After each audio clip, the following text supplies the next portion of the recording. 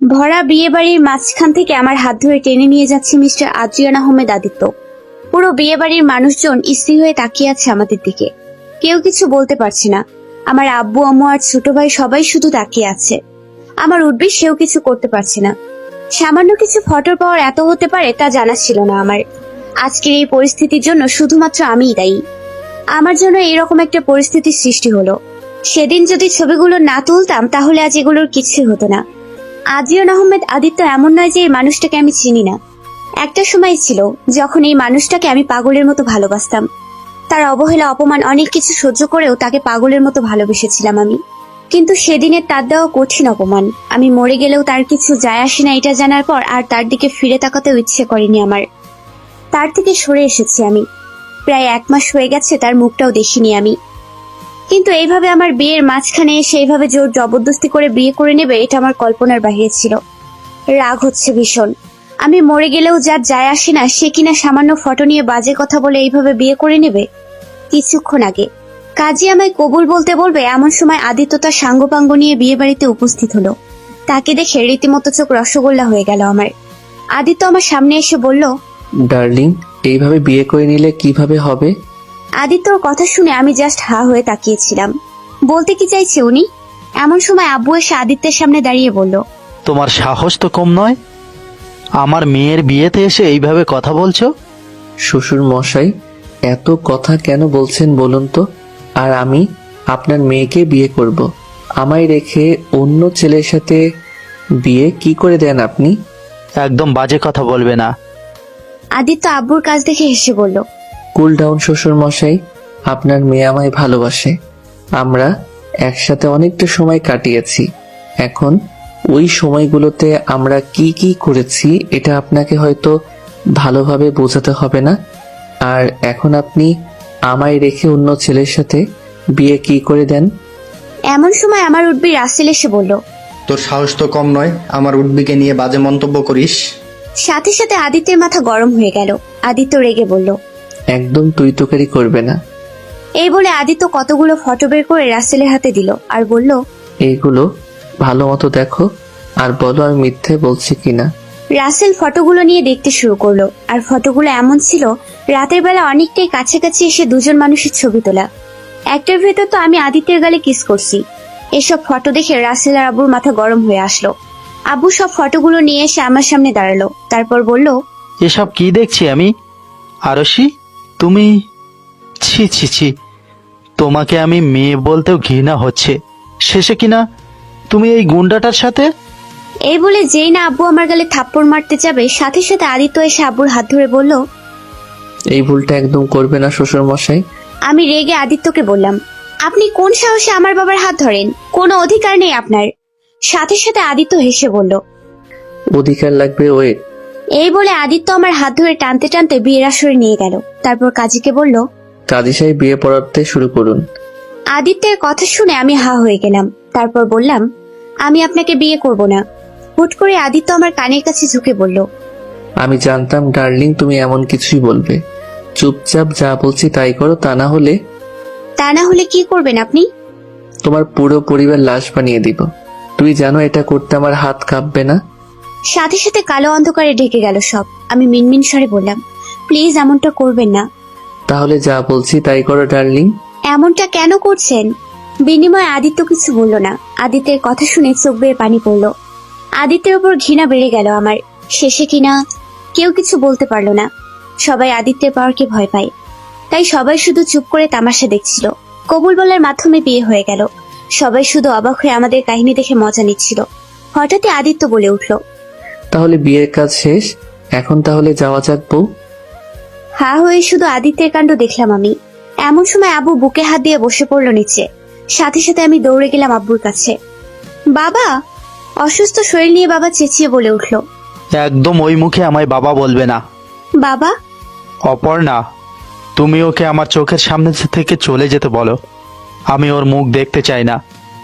চোখ বেয়ে পানি পড়লো। এদিকে বাবার অবস্থা খারাপ হয়ে যাচ্ছে। সাথে সাথে রাসেল দেখতে শুরু করলো আব্বুকে, কারণ ও একজন ডাক্তার। এমন সময় আদিত্য আমার হাত ধরে টানতে টানতে নিয়ে আসলো। আদিত্যের কাছে ঘৃণা রাগ দুটোই হচ্ছিল, কিন্তু কিছু করতেও পারছিলাম না। বর্তমানে আদিত্য আমার হাত ধরে গাড়িতে বসিয়ে দিল। তারপর নিজে ড্রাইভিং সিটে বসে গাড়ি চালাতে শুরু করলো। চোখ বেয়ে পড়ছে পানি। আর ভাবতে লাগলাম আজ থেকে ঠিক কয়েক মাস আগের ঘটনা। ভার্সিটি শেষে হেঁটে বাড়ি ফিরছি আমি। এমন সময় দেখলাম আমার থেকে কিছুটা দূরে আদিত্য গাড়ির পাশে হেলান দিয়ে দাঁড়িয়ে আছে। ওকে দেখে মুখে হাসি ফুটে উঠলো। আদিত্য হলো একজন বড় মাপের মাফিয়া, দেখতে অসম্ভব সুন্দর। উনি মাফিয়া হলেও মনটা খুব ভালো। উনি সেই সব মানুষদের সাথে খারাপ আচরণ করেন যারা গরিব মানুষদের কাছ থেকে তাদের শেষ সম্বল কেড়ে নিয়ে নিজের নামে করে, কিন্তু কখনো প্রকাশ করে না। আর এসব দেখে আমি আদিত্যের প্রতি ভালো লাগা থেকে ভালোবাসায় চলে যাই। আমি বহুবার বলেছি আদিত্যকে ভালোবাসি, কিন্তু আদিত্য পাত্তা দেয়নি। নানাভাবে তাকে প্রপোজ করেছি, কখনো ফুল দিয়ে তো কখনো চিঠি দিয়ে, কিন্তু আদিত্য সেগুলো ঠিক মতো দেখেওনি, দেওয়ার সাথে সাথে ফেলে দিয়েছে। আদিত্যকে প্রথম টিভিতে দেখেই সেই লেভেলের ক্রাশ খাই আমি। তারপর তার কাজ দেখে ফিদা। আদিত্য বলতে পাগল আমি, কিন্তু এই আদিত্য ঠিক মতো আমার দিকে তাকাও না পর্যন্ত। তারপর বেহায়া মনটা তার দিকে এগিয়ে যায় বেশি। হুট করে দৌড়ে আদিত্যের সামনে দাঁড়িয়ে বললাম, জানেমান তুমি এখানে কি করছো? আমি দেখে আদিত্য রেগে বলল, আবার তুমি তোমার সমস্যা কি কতবার বলেছি এইসব ফালতু নাম দিয়ে ডাকবে না আমায়। আর তোমার কি আমায় দেখে ভয় হয় না? এই আদিত্যের নাম শুনে বড় বড় মন্ত্রীরা পর্যন্ত ভয় পায়, আর তুমি? এমন কেন করেন বলুন তো? আমি আপনাকে ভালোবাসি। ভালোবাসা? হাসলো আদিত্য। তারপর আমার পাশ কাটিয়ে চলে গেল আর বলল, নেক্সট টাইম যেন না দেখি, তোমায় একদম খুন করে দিব। সাথে সাথে ভেঙচি কেটে বললাম, একদম খুন করে দেবো ভালো না বাসলে। বিনিময়ে আদিত্য কিছু বলল না, গাড়ি করে চলে গেল। আর আমিও দীর্ঘশ্বাস ফেলে বললাম, মিস্টার মাফিয়া, কবে যে তুমি আমায় ভালোবাসবা? তবে আমি জানি আজ নয় কাল ভালো তুমি আমাকেই বাসবা। এইভাবে নাচতে নাচতে বাড়ির উদ্দেশ্যে রওনা হলাম আমি। রাত 8টা। বিছানায় শুয়ে আদিত্যের ছবির দিকে তাকিয়ে আছি আমি, আর ছবির সাথে কথা বলছি। মাফিয়া জানেমান, কবে যে তুমি বলবে আরশি আই লাভ ইউ? আরে জানেমান, আমার সমস্যা কি জানো না তুমি? তোমায় আমি ভালোবাসি। কেন বুঝতে পারো না তুমি? যেখানে আমার জন্য অর্ধেক ছেলেরা পাগল, সেখানে এই ছেলেটা আমায় পাত্তা দিচ্ছে না। দাঁড়াও, যেদিন তোমার সাথে বিয়ে হবে সব শোধ নিব আমি। হঠাৎই উঠে বসে বেলকনিতে গিয়ে দাঁড়িয়ে পড়লাম আমি। আকাশটা খুব সুন্দর। এমন সময় বিছানার উপর ফোনটা বেজে উঠলো। ফোনটা তুলে দেখলাম মিষ্টিমাই বেস্টু। খুশি হয়ে ফোনটা তুলে বললাম, বল। মেলায় যাবি? এখন? হুম। আচ্ছা তুই বের হ, আমি তৈরি হয়ে আসছি। আচ্ছা। তারপর তৈরি হয়ে আম্মুকে একটু ম্যানেজ করে বেরিয়ে পড়লাম আমি। মাঝরাতে ব্যস্তহীন রাস্তায় দৌড়াচ্ছি আমি। আমার পেছনে দৌড়াচ্ছে কিছু বাজে ছেলে। ভয়ে হাত পা ঠান্ডা হয়ে যাচ্ছে আমার। এখন কে বাঁচাবে আমায়? কিছুক্ষণ আগে মেলা থেকে ঘুরে বাড়ি ফিরছিলাম। মিষ্টি তাদের বাড়ির রাস্তা চলে আসায় সে চলে গেল। আমিও আনমনেই হেঁটে যাচ্ছিলাম। এমন সময় কতগুলো বাজে ছেলে পেছনে আসতে দেখে ভয়ে ঘাবড়ে যাই আমি। ধীরে ধীরে স্পিড বাড়িয়ে পরক্ষণে দৌড়াতে শুরু করলাম আমি। আর ছেলেগুলো দৌড়াচ্ছে আমার পিছন পিছন। এতটা রাত হয়ে যাবে বুঝতেই পারিনি। বর্তমানে দৌড়াচ্ছি আমি। এদিকে গাড়ির উপরে বসে লাগাতার বিড়ি খেয়ে চলেছে আদিত্য। তার পাশে তার বন্ধুরাও আছে। মাঝে মাঝে আদিত্য এমন করে, মাঝরাতে ব্যস্তহীন রাস্তায় এসে বসে থাকে। কেন করে সেটা তার বন্ধুরাও জানে না। ভয়ে কখনো জিজ্ঞেসও করতে পারে না। হাঁপাতে হাঁপাতে একটু দাঁড়িয়ে পড়লাম আমি। হঠাৎই সামনে আদিত্যকে দেখে নিমিষেই ভয় গায়েব হয়ে গেল আমার। এমন একটা মুহূর্তে আদিত্যের সাথে দেখা হবে সেটা ভাবতেও পারিনি। এমন সময় পেছনে এসে দাঁড়ালো ছেলেগুলো। সাথে সাথে দৌড়ে গিয়ে আদিত্যের সামনে গিয়ে দাঁড়ালাম আমি। তারপর হাঁপাতে হাঁপাতে বললাম, জানিমান, এত রাতে এইভাবে তোমার সাথে দেখা হবে এটা ভাবতেই পারিনি। প্লিজ ওই গুন্ডাগুলোর হাত থেকে বাঁচাও আমায়।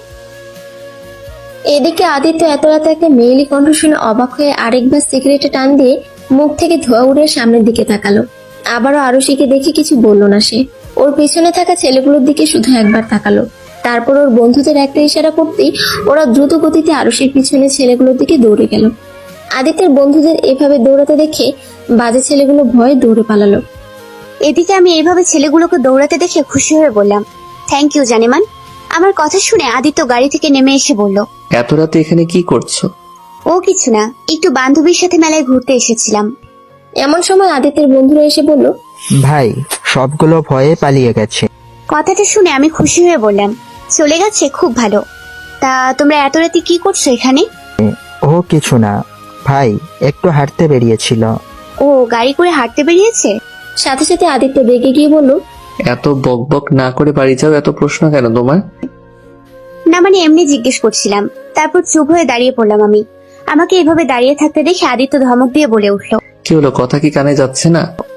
সাথে সাথে আমি ন্যাকা কান্না দিয়ে বললাম, একা যাব না, আমার বাড়ি পৌঁছে দাও জানেমান। কি মাথা নষ্ট হয়ে গেছে তোমার? আমার মাথা ঠিক হয়ে আছে, তোমারটা গেছে। দেখছো একটু আগে কতগুলো বাজে ছেলে পিছু নিয়েছিল। কোথায় বলবে তোমায় পৌঁছে দেই আমি, তা না। আরসের কথা শুনে আদিত্য কিছু একটা ভেবে রাশেদকে বলল, রাশেদ, তুই গিয়ে ওকে ওর বাড়ি পৌঁছে দিয়ে আয়। ও কেন যাবে, তুমি যাবে জানেমান। আচ্ছা চলো জানেমান, আমরা একসাথে হেঁটে বাড়ি যাই। আমার কথা শুনে আদিত্য চোখ গরম করে তাকালো আমার দিকে, কিন্তু পাত্তা দেয় কে। হুট করে আদিত্যের হাত ধরে হাঁটা শুরু করলাম আমি। সাথে আদিত্যের বন্ধুরাও ছিল। কেউ কিছু বলল না, আদিত্য নীরবতায় চলল। হাঁটছি আর আদিত্যের হাত ধরে বলছি, জানেমান আমরা বিয়ের পর এইভাবে রোজ রাতে ঘুরতে বের হব, ঠিক আছে? তারপর এত পিক তুলবো, তারপর সেগুলোর অ্যালবাম তৈরি করে বাড়ির দেয়ালে সাজিয়ে রাখবো, ঠিক আছে? আমার মতো আমি বকবক করে চলেছি, আর আদিত্য তার মতো চুপ করে হেঁটে চলেছে আর বিড়ি টেনে চলেছে। হুট করে দাঁড়িয়ে পড়লাম আমি। তারপর আদিত্যের কাছ থেকে বিড়িটা হাতে নিয়ে মাটিতে ফেলে দিয়ে বললাম, আমি এত বকবক করছি আর তুমি আছো একটা ডোন্ট কেয়ার ভাব নিয়ে। হুট করে আদিত্য আমার হাত চেপে ধরে তার কাছে এনে রেগে গিয়ে বলল, তোমার সমস্যা কি বলো তো? সারাদিন শুধু বকবক করো, আর তোমায় আমি বিয়ে করব না। একদম উল্টাপাল্টা কথা বলবে না। বিয়ে করলে অন্য কাউকে করব, তারপরও তোমায় করব না। আদিত্যের কথা শুনে আমি রেগে বললাম, কি? আমার ছেলে অন্য মেয়েকে বিয়ে করলে তোমার খবর আছে, আর তোমার আমাকে বিয়ে করার দরকার নেই। বিয়ে আমি তোমায় করব। এই বলে হুট করে আদিত্যের পকেট থেকে ফোনটা বের করে উড়াধুরা ছবি তোলা শুরু করে দিলাম আমি। কেন করলাম জানা নেই আমার, তবে ভালো লাগছিল। আদিত্য আমার কাজ দেখে রেগে বলল, এসব কি করছো তুমি? তুমি যাতে আমায় ছেড়ে অন্য কাউকে বিয়ে করতে না পারো তার ব্যবস্থা করছি। এই বলে আদিত্যের খুব কাছে ছবি তোলা শুরু করে দিলাম আমি। আমার কাছে আদিত্য বিরক্ত হয়ে তার ফোনটা নেয়ার জন্য লাফালাফি করতে শুরু করলো, কিন্তু আমি দেব না। এক পর্যায়ে আরশি আদিত্যের গালে কিস করে বসে, আর তার হাতে মোবাইলের ক্যামেরা অন থাকায় ভুলক্রমে ক্লিক হয়ে যায় আর ফটো উঠে যায়। হুট করে এমন কিছু হবে সেটা হয়তো আদিত্য আরশি কেউ বুঝতে পারেনি। আদিত্য তার ফোনটা হাতে নিয়ে চেঁচিয়ে বলল, এসব কি করলে তুমি বেয়াদব মেয়ে? আদিত্যের ধমকে কেঁপে উঠলাম আমি। পরক্ষণে কিছু না ভেবে দৌড়ে আদিত্যের কাছ থেকে চলে আসলাম আমি। জানি ওখানে থাকা মানেই বিপদ। একটু বেশি বাড়াবাড়ি হয়ে গেছে, কিন্তু ইচ্ছে করে কিছু করেছি কি? আর আদিত্য রাগে গজগজ করতে করতে চলে গেল আর হাজারটা গালি দিতে লাগলো আরশিকে। বেশি বার বেড়ে গেছে মেয়েটা। বাড়ি এসে সোজা দৌড়ে রুমে গিয়ে দরজা বন্ধ করে দিয়ে জোরে জোরে শ্বাস ফেলতে লাগলাম আমি। পরক্ষণেই মুচকি এসে আমি ঘুম। এভাবেই কাটছিল আদিত্য আর আরুষির দিন। প্রতিদিন বিভিন্নভাবে আরিশি আদিত্যকে বিরক্ত করত, নানাভাবে জ্বালাতন করত, আর আদিত্য শুধু তাকে ইগনোর করত আর অপমান করত। আরুষি ভেবেছিল কখনো না কখনো আদিত্য তাকে ভালোবাসবেই, তার প্রতি একটু হলেও ফিলিংস ছিল আদিত্যের। কিন্তু তার এই ধারণা ভুল প্রমাণিত হলো সেদিন। আজকে ভার্সিটির নবীনবরণ অনুষ্ঠান। এবছরে যারা নতুন ভার্সিটিতে ভর্তি হয়েছে তাদের জন্য, আর আমি সিনিয়র হওয়ার জন্য এর দায়িত্ব আমার উপরও পড়েছে।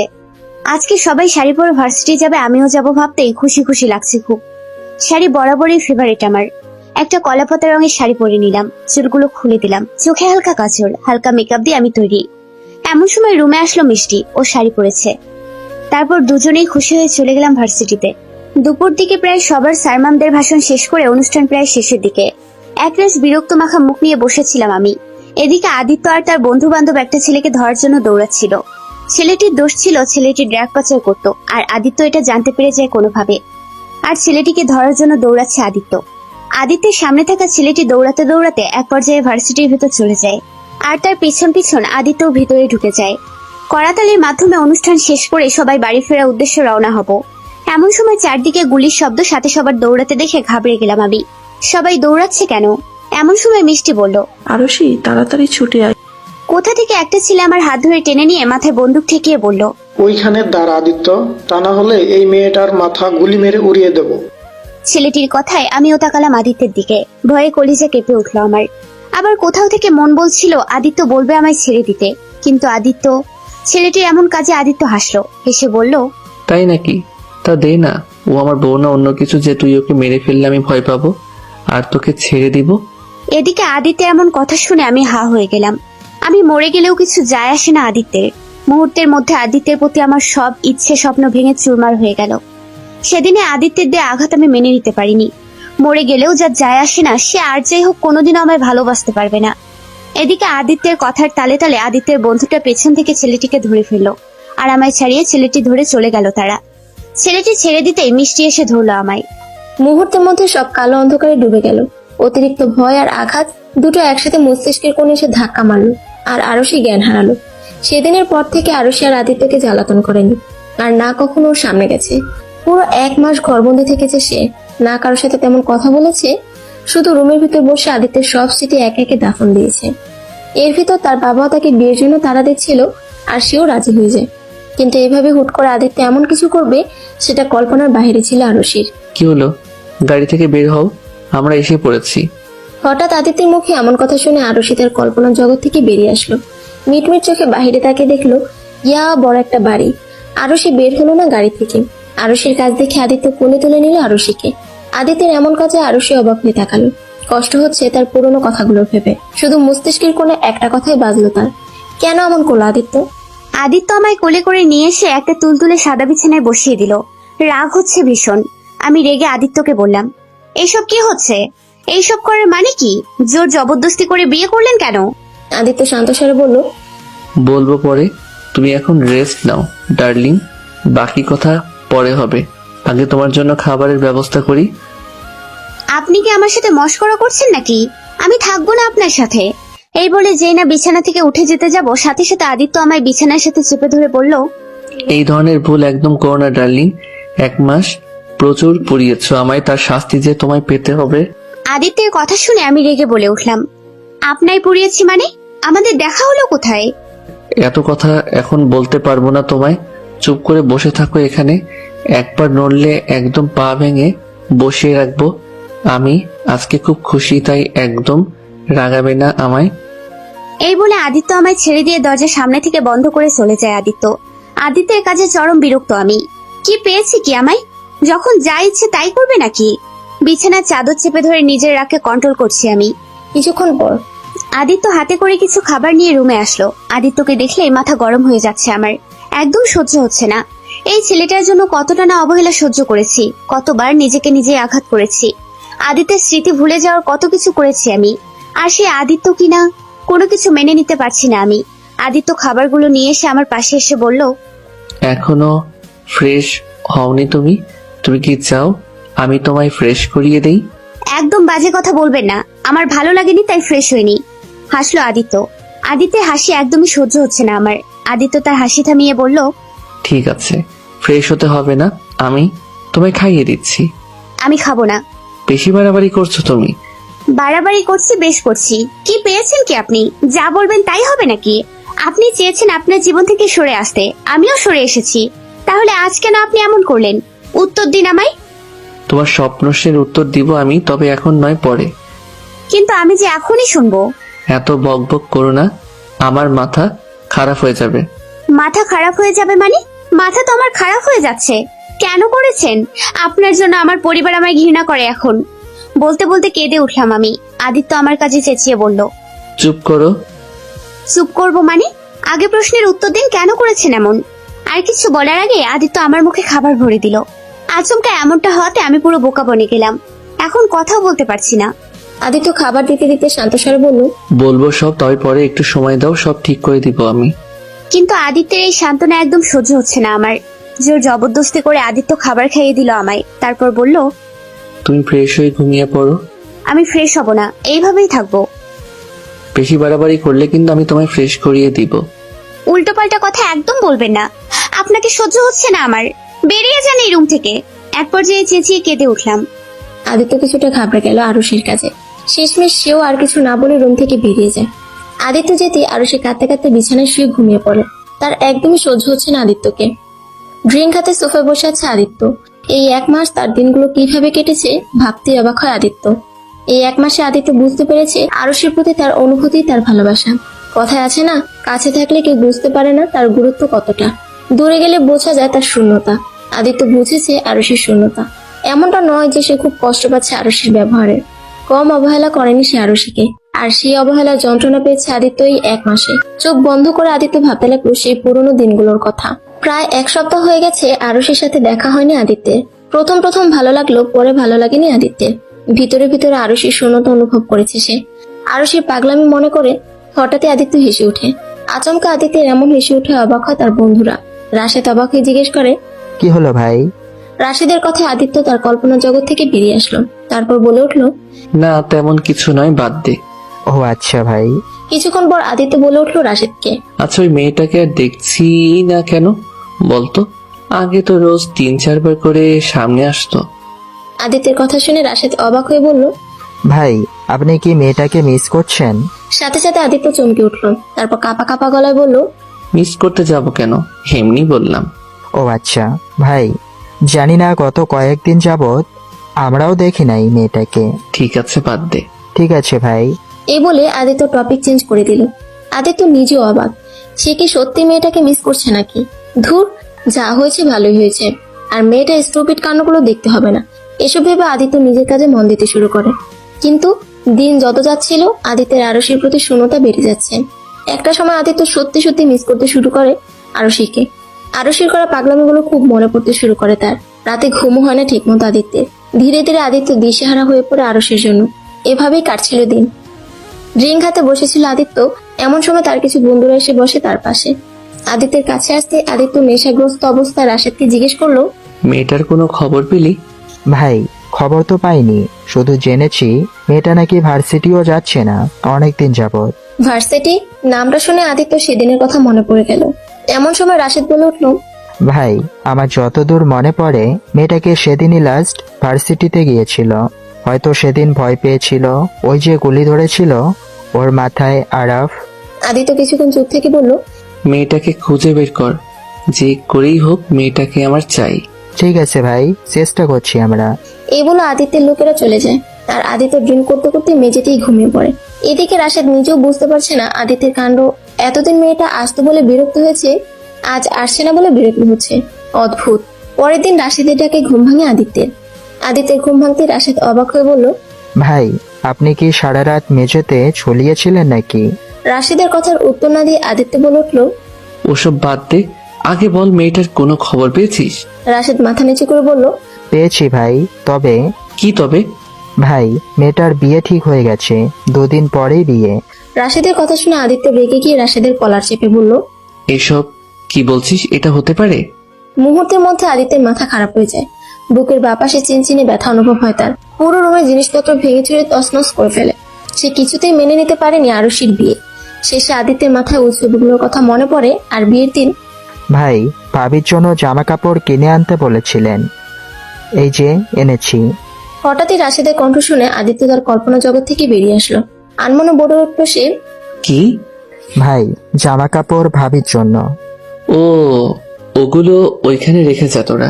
ঠিক আছে ভাই। এই বলে চলে যায় রাশেদ। আবারও ড্রিঙ্কের গ্লাসে চুমুকতে আদিত্য। রাত 2:45। আদিত্য ঢুলতে ঢুলতে আরশি রুমে ঢুকলো। আদিত্য ঢুলতে ঢুলতে গিয়ে বসে পড়লো আরশির পাশে। আনমনে ঘুরে আছে আরশি, মায়াবী তার মুখ। আনমনে আদিত্যের হাত চলে যায় আরশির গালের কাছে। এদিকে আচমকা কারো স্পর্শ গালে পড়তে হালকা নড়ে উঠলো আরশি। হাসলো আদিত্য, তারপর আনমনে বলে উঠলো আদিত্য। যখন তুমি আমার কাছে ছিলে তখন হয়তো আমি বুঝতে পারিনি তোমার জায়গা কোথায় আমার কাছে, কিন্তু এখন যখন বুঝে গেছি একবার আর ছাড়ছি না তোমায়। সবসময় আগলে রাখবো, তোমার অভিমান ভাঙিয়ে নতুন করে শুরু করবো সবকিছু। এতটুকু বলে আরশির গালে একটা চুমু দেয় আদিত্য।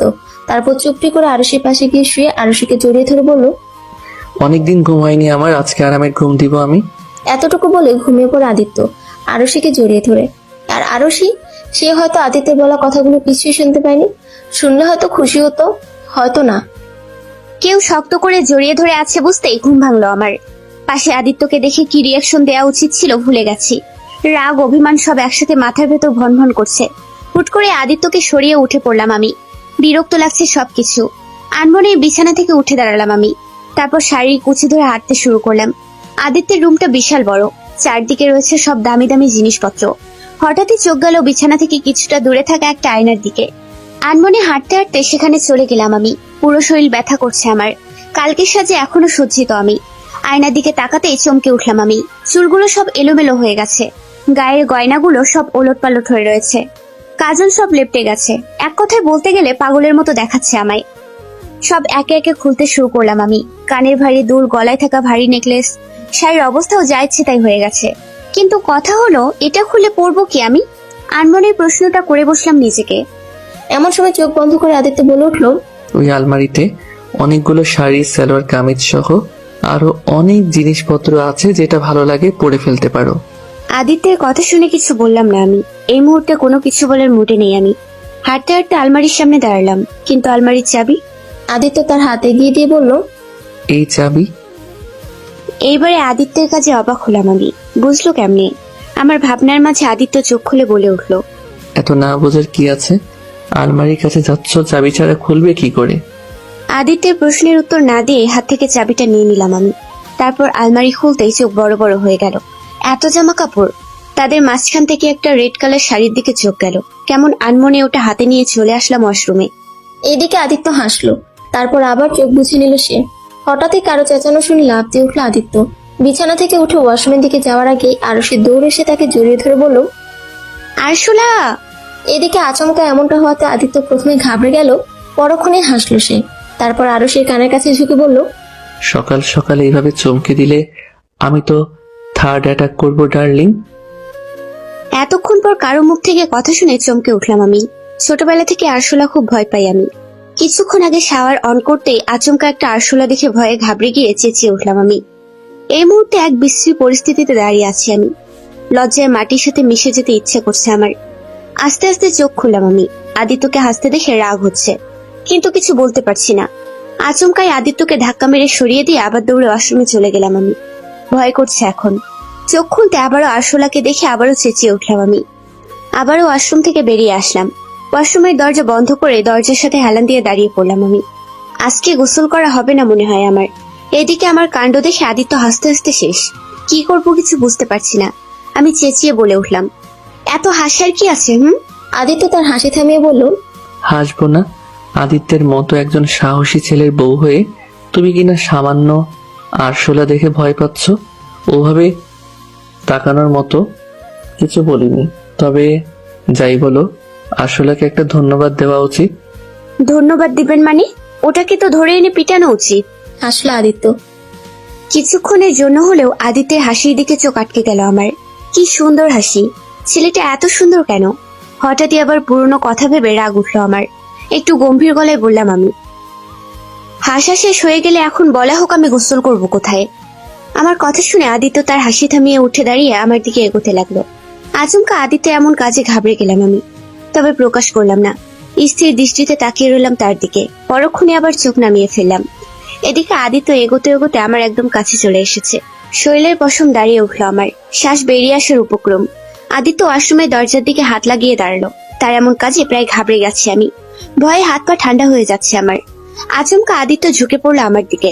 সাথে সাথে খিচে চোখ বন্ধ করে নিলাম আমি। এদিকে আদিত্য আরশির কাছে হাসলো, তারপর আরশির কানের কাছে ঝুঁকে বলে উঠলো সে, এইভাবে ভেজা অবস্থায় সামনে আসলে নিজেকে কন্ট্রোল করা যে দায়ী হয়ে দাঁড়াবে সুন্দরী। আদিত্যের মুখে এমন একটা কথা শুনে পুরো শকড খেলাম আমি। এতক্ষণ পর মনে পড়েছে আমি যে ভিজে গিয়েছিলাম। ছি ছি, কি বিশ্রী একটা অবস্থা।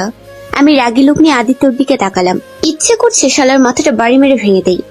হুট করে আদিত্য ওয়াশরুমের দরজা খুলে ভেতরে ঢুকে পড়লো। আশেপাশে তাকিয়ে কোথাও আরশোলা না দেখে বলে উঠলো সে, চলে গেছে, এখন গোসল করে নাও। আদিত্যের কথা শুনে আদিত্যের পেছন থেকে পিটপিট চোখে তাকালাম আমি আশেপাশে।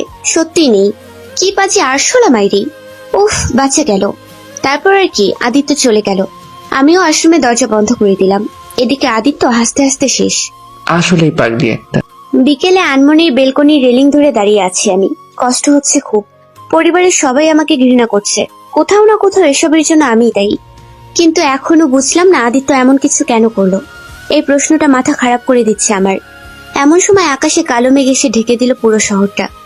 আকাশে গর্জন করছে, হয়তো তুমুল বেগে বৃষ্টি হবে। হঠাৎই মনে পড়ে গেল ওই বৃষ্টির দিনে ছোট ভাইয়ের সাথে করা দুষ্টু মিষ্টি মজাগুলো। ছাদে উঠে লাফালাফি দিনগুলো সত্যিই খুব সুন্দর ছিল ভেবে দীর্ঘশ্বাস ফেললাম আমি। কিছুক্ষণের মধ্যেই মেঘের কোল থেকে বৃষ্টি পড়তে শুরু করলো। গাছের পাতা সহ আশেপাশের জায়গা থেকে টপ টপ করে বৃষ্টির শব্দ এসে কানে বাজতে শুরু করলো। আনমনেই বেলকনির রেলিং এর বাইরে হাত চলে গেল আমার। বৃষ্টি বরাবরই পছন্দের আমার, আজকেও ভালো লাগছে। বেলকনিতেও বৃষ্টির পানি ছিটকে আসছে ভিতরে। বৃষ্টিতে ভিজে যাচ্ছি আমি।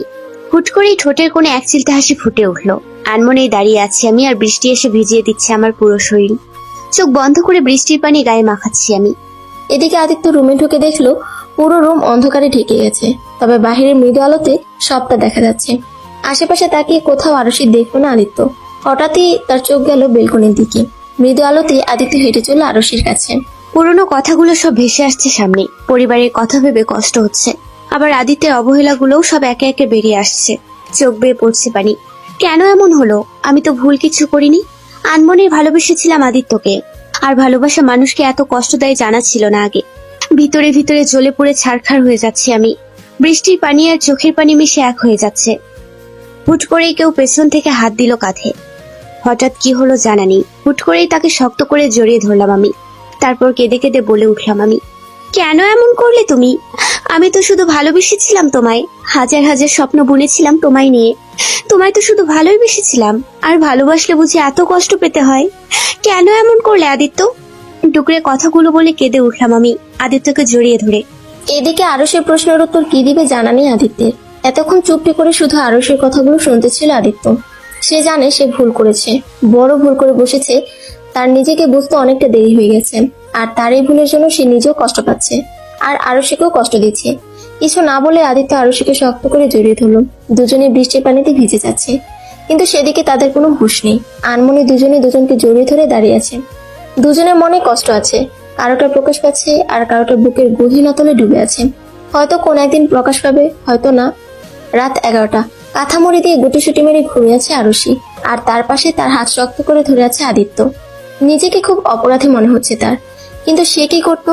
যদি সত্যি সত্যি আরশির অন্য কারোর সাথে বিয়ে হয়ে যেত, তাহলে সে কি করে বাঁচতো?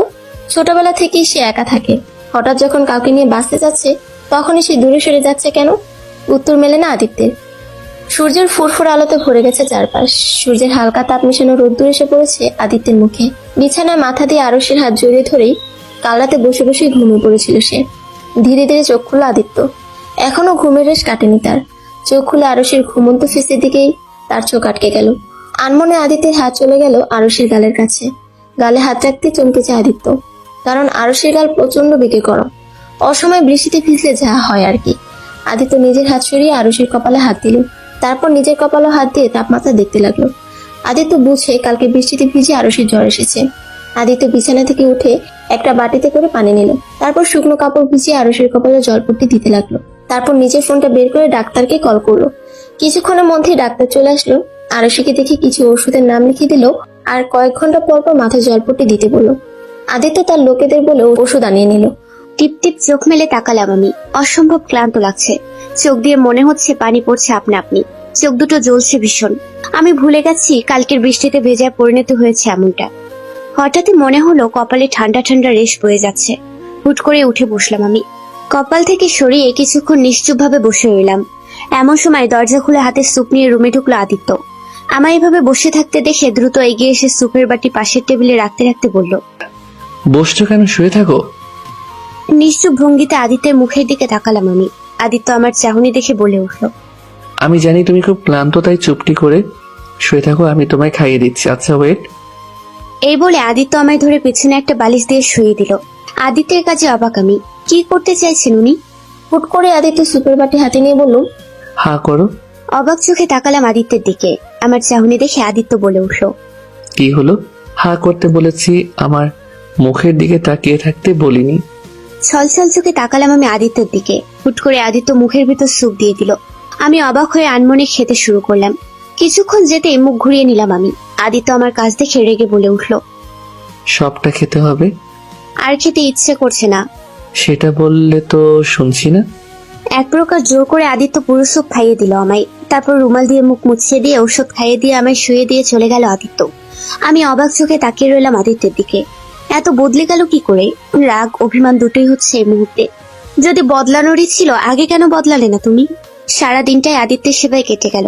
অদ্ভুত লাগলো সবকিছু। আদিত্য বদলে গেছে। তাহলে কেউ আমায় ভালোবাসে নাকি অন্য কিছু? মস্তিষ্কের কোনো প্রশ্ন এসে নাড়া দিল। উত্তরটা শুধু আদিত্যই দিতে পারবে। রাত 2টা। ক্লান্ত শরীর নিয়ে বিছানা থেকে উঠে বসলাম আমি। আদিত্য পাশেই বসে ঘুমিয়ে আছে। অদ্ভুত এক মায়া আদিত্যের মুখে। সারাদিন ঘুমিয়ে থাকলে কি আর রাতে ঘুম আসে নাকি? তারপরও জ্বর, কোনো কিছু ভালো লাগছে না। হঠাৎই মায়ের কথা খুব মনে পড়ে গেল আমার। আগে জ্বর আসলে মাকে সারা রাত জড়িয়ে ধরে ঘুমিয়ে থাকতাম। বড্ড মন খারাপ হচ্ছে এখন। আস্তে আস্তে বিছানা থেকে উঠে দাঁড়ালাম আমি। চারিদিকে আধো অন্ধকার ঢেকে গেছে। জানালা ভেদ করে রাতের মৃদু আলো আসছে রুমে। ক্লান্ত মাখা শরীর নিয়ে আস্তে আস্তে হেঁটে জানালার পাশে দাঁড়ালাম আমি। আকাশটা পুরো পরিষ্কার, কোথাও কোনো তারার রেখা নেই। আর মনে আকাশের দিকে তাকিয়ে আছি আমি। এদিকে আদিত্য আচমকাই ঘুম ভেঙে যায় তার। আচ্ছা চোখে পাশে আরশিকে না দেখে ঘাবড়ে আতকে উঠল সে। লাফ মেরে বিছানা থেকে উঠে দাঁড়ালো সে। চারপাশে চোখ বুলে জানালার পাশে আরুষিকে দেখতে পেয়ে স্বস্তির নিঃশ্বাস ফেলল সে, যেন তার আপন মনে প্রাণ ফিরে পেয়েছে। এই জন্যই বলা হয়েছে, কারো মায়ায় জড়িও না প্রিয়। প্রিয় মানুষটা একটু চোখের আড়াল হলেই দম বন্ধ হওয়ার পরিণতিতে চলে যায়। বরাবরই আদিত্য ভালোবাসা কি জানা ছিল না তার, তাই হয়তো এখন একটু বেশি ভয় হয় তার। হুট করে আদিত্য দৌড়ে গিয়ে পিছন থেকে জড়িয়ে ধরলো আরুষিকে। আচমকা কেউ জড়িয়ে ধরাতে ঘাবড়ে গেলাম আমি, শরীর কাঁপছে আমার। তুমি এখানে দাঁড়িয়ে আছো? জানো তোমায় না দেখতে পেয়ে কতটা ভয় পেয়ে গিয়েছিলাম আমি। আদিত্যের মুখের কথা শুনে কি উত্তর দেব ভুলে গেছি। অনেক কিছু বলতে ইচ্ছে করছে, কিন্তু শরীর সেটা যাচ্ছে না। আর কিছুক্ষণ দাঁড়িয়ে থাকলেই হয়তো আমি মাথা ঘুরে পড়ে যাব। আনমনে আদিত্যকে বলে উঠলাম আমি, আমায় বিছানায় নিয়ে চলুন। না ঘুমিয়ে ওখানে কি করছিলে তুমি? ভালো লাগছে না আমার, ঘুমাবো আমি। বিনিময়ে আদিত্য কিছু বলল না আরুষিকে, চুপটি করে বিছানায় শুয়ে দিল সে। কষ্ট তারও হচ্ছে, আরুষির বলা কথাগুলো তার হৃদয়কে ক্ষত বিক্ষত করে দিচ্ছে। তারপরও কিছু বলতে পারছে না, কারণ এটা তার প্রাপ্য। কিছুক্ষণের মধ্যে আরুষি ঘুমিয়ে পড়ল। আদিত্য আরুষির মাথায় হাত বুলাতে বুলাতে সেও ঘুমিয়ে পড়ল। মাঝখানে কেটে গেল অনেকগুলো দিন। এই কয়েকদিন আদিত্য অনেক যত্ন নিয়েছে আরুষির। সারা দিন রাত আরুষির সুস্থতার জন্য সব করে গেছে সে। এখন আরুষি পুরোপুরি সুস্থ। আদিত্য ভেবেছে আজকে আরুষিকে তার মনের কথা বলে দিবে। তারপর আরুষি যা করে, তার বিশ্বাস আরুষি তাকে ক্ষমা করে দিয়ে সব আবার আগের মতো করে ফেলবে। একগুচ্ছ গোলাপ কিনে গাড়ি ড্রাইভ করছে সে। মনটা ফুরফুরে লাগছে তার। অনেক দিনের ইচ্ছে আজ পূরণ করে ফেলবে সে। বিছানায় বসে আছি আমি, হাতে ফোন। উদ্দেশ্য হলো বাড়িতে একটা ফোন করা। কতদিন হয়ে গেছে বাড়ির কারোর সাথে না কথা হয়েছে না দেখা হয়েছে। খুশি মনে ফোনটা তুলে বাড়িতে একটা ফোন করলাম আমি। প্রথম কলে কেউ ফোন তুললো না, আবারও ফোন করলাম আমি। ওপাশ থেকে এসে ছোট ভাই রোহান ফোন ধরে বলল, হ্যালো, আমি খুশি হয়ে বললাম, ভাই আমি, কেমন আছিস তুই? তুমি কেন ফোন দিয়েছো আপু? রুহানের কথা বুকের ভেতরটা ধক করে উঠলো আমার। আমি শান্ত মনে বলে উঠলাম, ভাই এইভাবে কথা কেন বলছিস? আম্মুকে ফোন দে। আপু, তোমার জন্য আব্বু আম্মুকে অনেক মেরেছে, তুমি এমন কেন করলে?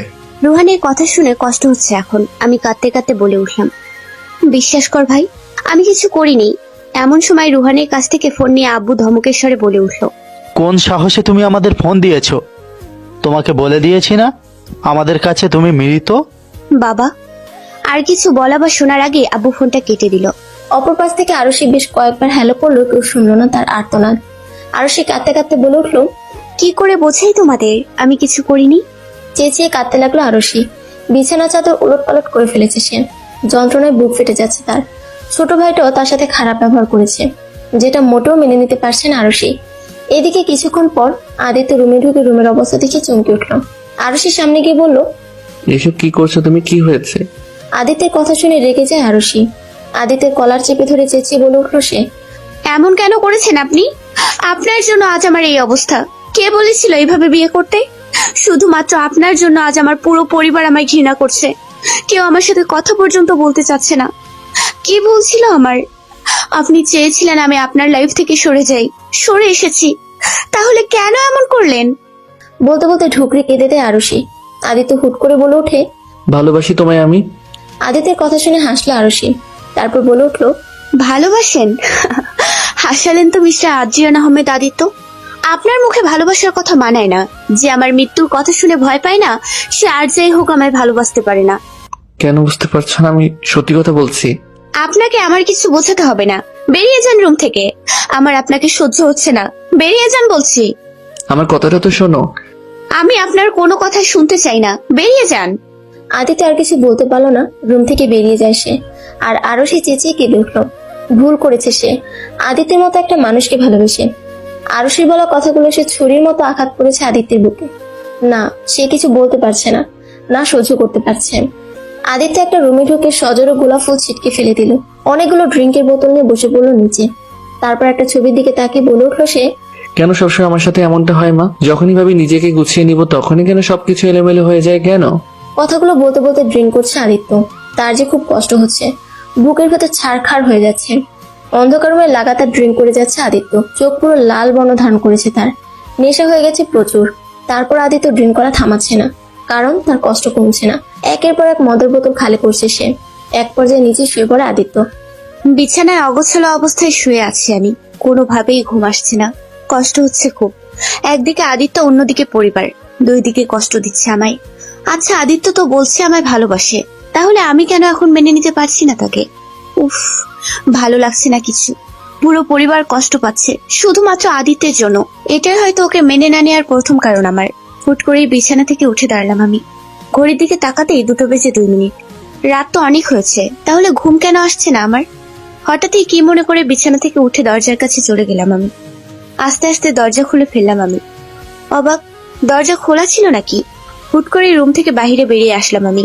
পুরো বাড়ি অন্ধকারে ডুবে আছে, কিন্তু হালকা মৃদু আলোতে সবই দেখা যাচ্ছে। চারপাশে ঘুরে ঘুরে তাকালাম, কিছু একটা খটকা লাগছে। বাড়িতে কেউ নেই নাকি? হুট করে আদিত্যের কথা মাথায় আসলো আমার। ধীরে ধীরে সিঁড়ি বেয়ে নিচে নামলাম আমি। আচমকা একটা রুম থেকে কিছু একটা পড়ার শব্দ পেতেই কেঁপে উঠলাম আমি। মনে হলো কাজ ভাঙলো। কাঁপা কাঁপা শরীর আর একরাশ ভয় নিয়ে একটা রুমের দিকে পা বাড়ালাম আমি। কেন জানি না কি হলো, এইমাত্র না দেখতে পারলে শান্তি পাবো না আমি। হাতের মোবাইলটা লাইট অন করে সেদিকে পা বাড়ালাম আমি। এতক্ষণ মনেই ছিল না আমার হাতে ফোন আছে। স্তব্ধ হয়ে দাঁড়িয়ে পড়লাম আমি রুমটার দরজার সামনে, কারণ সামনে আদিত্যের হাত বেয়ে টপ টপ করে রক্ত পড়ছে। আদিত্যের এমন কাজ দেখে বুকের ভিতর ধক করে উঠলো আমার। কোনো কিছু না ভেবেই দৌড়ে চলে গেলাম আমি আদিত্যের সামনে। তারপর আদিত্যকে ধরে বলে উঠলাম আমি, আদিত্য, এগুলো কি করেছেন আপনি? বিনিময়ে আদিত্য কিছু বলল না, ও হয়তো শুনতেই পায়নি আমার কথা। আদিত্যের জবাব না পেয়ে আবারও ডাকলাম আমি। এবারও উত্তর দিল না আদিত্য। মনে মনে প্রচন্ড রাগ হচ্ছে আমার। হুট করে আদিত্যের শার্টের কলার চেপে ধরে বলে উঠলাম আমি, আদিত্য, এগুলো কি করেছেন আপনি? হাত বেয়ে রক্ত পড়ছে তো। মিনমিন চোখে তাকালো আদিত্য আমার দিকে, কিন্তু কিছু বলল না আদিত্য, শুধু তাকিয়ে রইল। কি হলো, কথা বলছেন না কেন? এসব কি করেছেন আপনি? হুট করে আদিত্য আমার হাত ধরে টান দিল। আচমকা এমনটা হতে আমি ঘাবড়ে গিয়ে পড়লাম আদিত্যের বুকে। নিঃশ্বাস বন্ধ হয়ে আসছে আমার। এসব কি করছেন আপনি? ছাড়ুন আমায়। তুমি খুব খারাপ। আদিত্যের মুখে এমন কথা শুনে লাফালাফি বন্ধ করে দিলাম আমি। তুই খুব খারাপ জানো, খালি আমায় কষ্ট দাও। আর আপনি যে আমায় কষ্ট দিচ্ছেন, এখনো কষ্ট দিয়েই যাচ্ছেন তার বেলা। মানুষ মাত্রই তো ভুল হয়। আমিও ভুল করেছি, তোমায় বুঝতে ভুল করেছি, নিজেকে বুঝতে ভুল করেছি। আমি জানি ওইভাবে বিয়ে করা উচিত হয়নি তোমায়, কিন্তু কি করতাম আমি? ওইভাবে বিয়ে না করলে সারা জীবনের জন্যই যে তোমায় হারিয়ে ফেলতাম আমি। আর তোমায় ছাড়া থাকা যে খুব কষ্টের, আমি আর নিতে পারছি না। বিশ্বাস করো, সেই ছোটবেলা থেকে কষ্ট নিতে নিতে বড় হয়েছি আমি। সেই ছোটবেলায় বাবা মা মারা যায় আমার, সেই থেকে কষ্ট করতে করতে আজ আমি এমন হয়ে গেছি। এতটা কঠোর এই হাত দিয়ে কম মানুষকে মারিনি আমি। তুমি যখন সাথে ছিলে তখন তো বুঝতে পারিনি কখন তোমার ওইসব পাগলিগুলোকে ভালোবেসে ফেলেছি আমি। যখন বুঝতে পারলাম তখন যে খুব দেরি হয়ে গেছে। তাই তো ওইভাবে প্লিজ আর কষ্ট দিও না আমায়। আমার যে তোমার অবহেলাগুলো আর নিতে পারছি না। আমার ভিতরটা জ্বলে পুড়ে ছারখার হয়ে যাচ্ছে। একসাথে কথাগুলো বলে কেঁদে উঠল আদিত্য। এদিকে আমি আদিত্যের মুখে এসব কথা শুনে কি বলবো বুঝতে পারছি না। আমারও তো কষ্ট হচ্ছে। হুট করে আদিত্য শক্ত করে জড়িয়ে ধরল আরুষিকে। তারপর বলে উঠল, প্লিজ আমায় ছেড়ে যেও না। সবাই চলে গেছে আমায় একা করে দিয়ে, আমার মা, আমার বাবা, সবাই। প্লিজ তুমি চলে যেও না। তুমি চলে গেলে আমি তো সত্যি সত্যি মরে যাব। আদিত্যের কথা শুনে কলিজা কেঁপে উঠলো আমার, কিন্তু কিছু বুঝতে পারলাম না আমি। এতটা কষ্ট পাচ্ছে আদিত্য আমার জন্য। কিছুক্ষণ পর হঠাৎই মনে পড়ে গেল আমার আদিত্যের হাত দিয়ে তো রক্ত পড়ছে। এখন কি করব? আদিত্য যেভাবে ধরে আছে আমার পক্ষে কি ওকে বাহিরে নিয়ে যাওয়া সম্ভব? আবারও ডাকলাম আদিত্যকে, প্লিজ সবার আগে এখান থেকে চলুন, আপনার হাত বেয়ে রক্ত পড়ছে তো। বিনিময়ে আদিত্য কোনো জবাব দিল না। শেষমেশ কোনো উপায় না পেয়ে আদিত্যকে ধরে উঠলাম আমি। তারপর আদিত্যের হাত আমার কাঁধে দিয়ে হাঁটা শুরু করলাম। ধীরে ধীরে হাঁটতে শুরু করলাম আমি, এক হাতে মোবাইল। প্রচুর কষ্ট হচ্ছে। হঠাৎই সামনে সোফার সাথে ধাক্কা লেগে পড়ে গেলাম আমরা সোফার ওপর। আমি নিচে আর আদিত্য আমার ওপরে। হায় রে, এখন কি হবে? এত বড় ছেলেকে আমার মতো এত পুচকে একটা মেয়ে কখনো নিয়ে আসতে পারে নাকি? তারপর যে হারে ড্রিঙ্ক করেছে, সমস্ত ভার তো আমার উপরেই দিয়ে দিয়েছে মনে হয়। আস্তে আস্তে আদিত্যকে ছাড়িয়ে উঠে দাঁড়িয়ে জোরে জোরে নিঃশ্বাস ফেলতে শুরু করলাম আমি। আমার পক্ষে একে ওপরে নিয়ে যাওয়া কোনোভাবেই সম্ভব নয়। আদিত্যকে সোফায় রেখে আগে রুমটার আলো জ্বালাতে হবে। ভাবতে ভাবতে পুরো রুমে তাকিয়ে সুইচ খুঁজতে লাগলাম। কিছুক্ষণের মধ্যে পেয়েও গেলাম। সুইচে টিপ দিতেই পুরো রুম আলোকিত হয়ে গেল। তারপর দৌড়ে ওপরে চলে গেলাম। ড্রয়ার থেকে স্যাভলন আর ব্যান্ডেজ নিয়ে আসলাম। আদিত্যের সামনে গিয়ে আদিত্যের হাত পরিষ্কার করে দিতে লাগলাম আমি। সূর্যের ফুরফুরে আলোতে ঘুম ভাঙলো আদিত্যের। মাথাটা অসম্ভব ভার হয়ে আছে তার। ধীরে ধীরে উঠে বসতে নিল সে। আচমকা হাত আটকে যায় তার। সামনে ঘুরে তাকিয়ে আরুষিকে দেখে অবাক হয় সে। পরক্ষণে আরুষির মায়াবী মুখ দেখে ঠোঁটে মুচকি হাসি ফুটে ওঠে তার। আদিত্যের হাত ধরে বসে বসে ঘুমিয়ে পড়ে সে। আনমনি আদিত্যের হাত চলে যায় আরুষির কপালে থাকা চুলের দিকে। হাত দিয়ে সরিয়ে কানের পাশে গুছিয়ে রাখলো আদিত্য। আদিত্যের হাতের স্পর্শে হালকা নড়ে উঠলো আরুষি। আরুষিকে নড়তে দেখে আদিত্য চোখ বন্ধ করে আবার শুয়ে পড়ল। হুট করে ঘুম ভেঙে গেল আমার। চোখ মেলে দেখলাম আদিত্য এখনো ঘুমোচ্ছে। আনমনে উঠে দাঁড়ালাম আমি। আদিত্যের কপালে হাত দিতেই আদিত্য চোখ মেলে তাকালো। আচমকা এমনটা হতে কিছুটা ঘাবড়ে গেলাম আমি। কোনো কিছু না বলে সরে আসতে নিলাম আমি। সাথে সাথে আদিত্য উঠে বসে বলল, আমাকে ভালোবাসো? সকাল সকাল আদিত্যর মুখে এমন কথা শুনে অবাক হলাম আমি। তারপর বলে, না বাসি না, আপনাকে ভালোবেসে আমার কি লাভ, বলে হনহন করে চলে গেলাম আমি। আমি জানি তুমি আমায় এখনো ভালোবাসো। এখন একটু অভিমান করে আছো, ঠিক আছে। আজ থেকে তোমার অভিমান ভাঙানোর দায়িত্ব নিলাম আমি। রাতে বিছানায় বসে আছি আমি। এমন সময় হুট করে আদিত্য রুমে এসে কোলে তুলে নিল আমায়। আদিত্যের এমন কাজে অবাক হলাম আমি। ঘাবড়ে গিয়ে আদিত্য শার্টের হাতা খামচে ধরে বললাম, কোথায় নিয়ে যাচ্ছেন আমায়? বিনিময়ে আদিত্য কিছু বলল না, কোলে করেই হাঁটা শুরু করলো সে। আর আমি অবাক চোখে তাকিয়ে রইলাম তার দিকে। আদিত্য কোলে করে এনে গাড়িতে বসিয়ে দিল আমায়। তারপর নিজেও ড্রাইভিং সিটে বসে গাড়ি চালাতে শুরু করলো। বেশ কিছুক্ষণ পর আদিত্য গাড়ি থেকে নামিয়ে দিল। তারপর আমার হাত ধরে বলল, চলো। হ্যাঁ না কিছু বলার আগে আদিত্য হাত ধরে হাঁটতে শুরু করলো। কিছু দূর হাঁটতে একটা আইসক্রিমের দোকানের সামনে দাঁড়ালো। তারপর বলে উঠলো, আইসক্রিম খাবে? আদিত্যের কথা শুনে মুখ ঘুরিয়ে নিলাম আমি। আদিত্য কিছু না বলেই দুটো আইসক্রিম নিয়ে আসলো। তারপর আমার হাতে দিয়ে ধমক দিয়ে বলল, খাও। আদিত্যের ধমক শুনে পুরো কেঁপে উঠলাম আমি। বাবা গো, মনে হয় পুরো চটে আছে। ভয়ে আদিত্যের হাত থেকে আইসক্রিম নিয়ে নিলাম আমি। তারপর আইসক্রিম খেতে শুরু করলাম। আদিত্য আমার কাণ্ডে হাসলো। তারপর আমার হাত ধরে হাঁটতে শুরু করলো সে।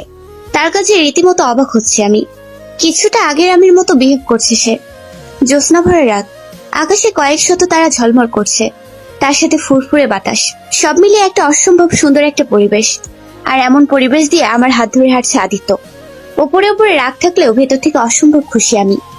এমন সময় সামনে কিছুটা দূরে ফুচকার দোকান দেখতে পেলাম, কিন্তু সেটা আদিত্যকে কিভাবে বলবো? দোকানে ফুচকার দিকে তাকাতে ঠোঁট বাহিরে বেরিয়ে আসলো আমার। ধুর, রেগে থাকলে এই এক ঝামেলা, না যায় কিছু বলা আর না যায় কিছু করা। আমরা ফুচকাওয়ালার দোকান টপকে চলে যাচ্ছি। ধুর, ভালো লাগে না। কিছুটা দূরে যেতেই হঠাৎই আদিত্য দাঁড়িয়ে পড়লো। তার কাজে অবাক আমি। হঠাৎই আদিত্য বলে উঠলো, ফুচকা খেতে ইচ্ছে করছে এটা বললেই তো হয়। যেভাবে তাকিয়েছিলে যে কেউ বুঝে যেত। ওভাবে তাকানোর মতো কিছু বলিনি। চলো তাড়াতাড়ি। এই বলে আবার উল্টো দিকে আমার হাত ধরে হাঁটা দিল আদিত্য। আমি আদিত্যের কাছে মনে মনে চরম খুশি হয়েছি। আদিত্য আমার হাত ধরে ফুচকাওয়ালার দোকানের সামনে নিয়ে গেল। তারপর পরপর 3 প্লেট ফুচকা খেলাম। আর আদিত্য শুধু আমার মুখের দিকে তাকিয়েছিল। পরের দিন বিকেলে ফুরফুরে আলোকিত সুন্দর একটা পরিবেশে ব্রিজের ওপর দিয়ে গাড়ি ড্রাইভ করছিল আদিত্য। হঠাৎই সে গাড়ি থামিয়ে দিল। তারপর আমার হাত ধরে নিয়ে গেল ব্রিজের নিচে। অসম্ভব সুন্দর আর মনোমুগ্ধকর পরিবেশ। আদিত্য আমার হাত ধরে নদীর কিনারায় চলে গেল। তারপর বলল, উঠবে নৌকায়? কোনো উত্তর দিলাম না। আদিত্য আর কিছু না বলে আমার হাত ধরে উঠে পড়লো নৌকায়।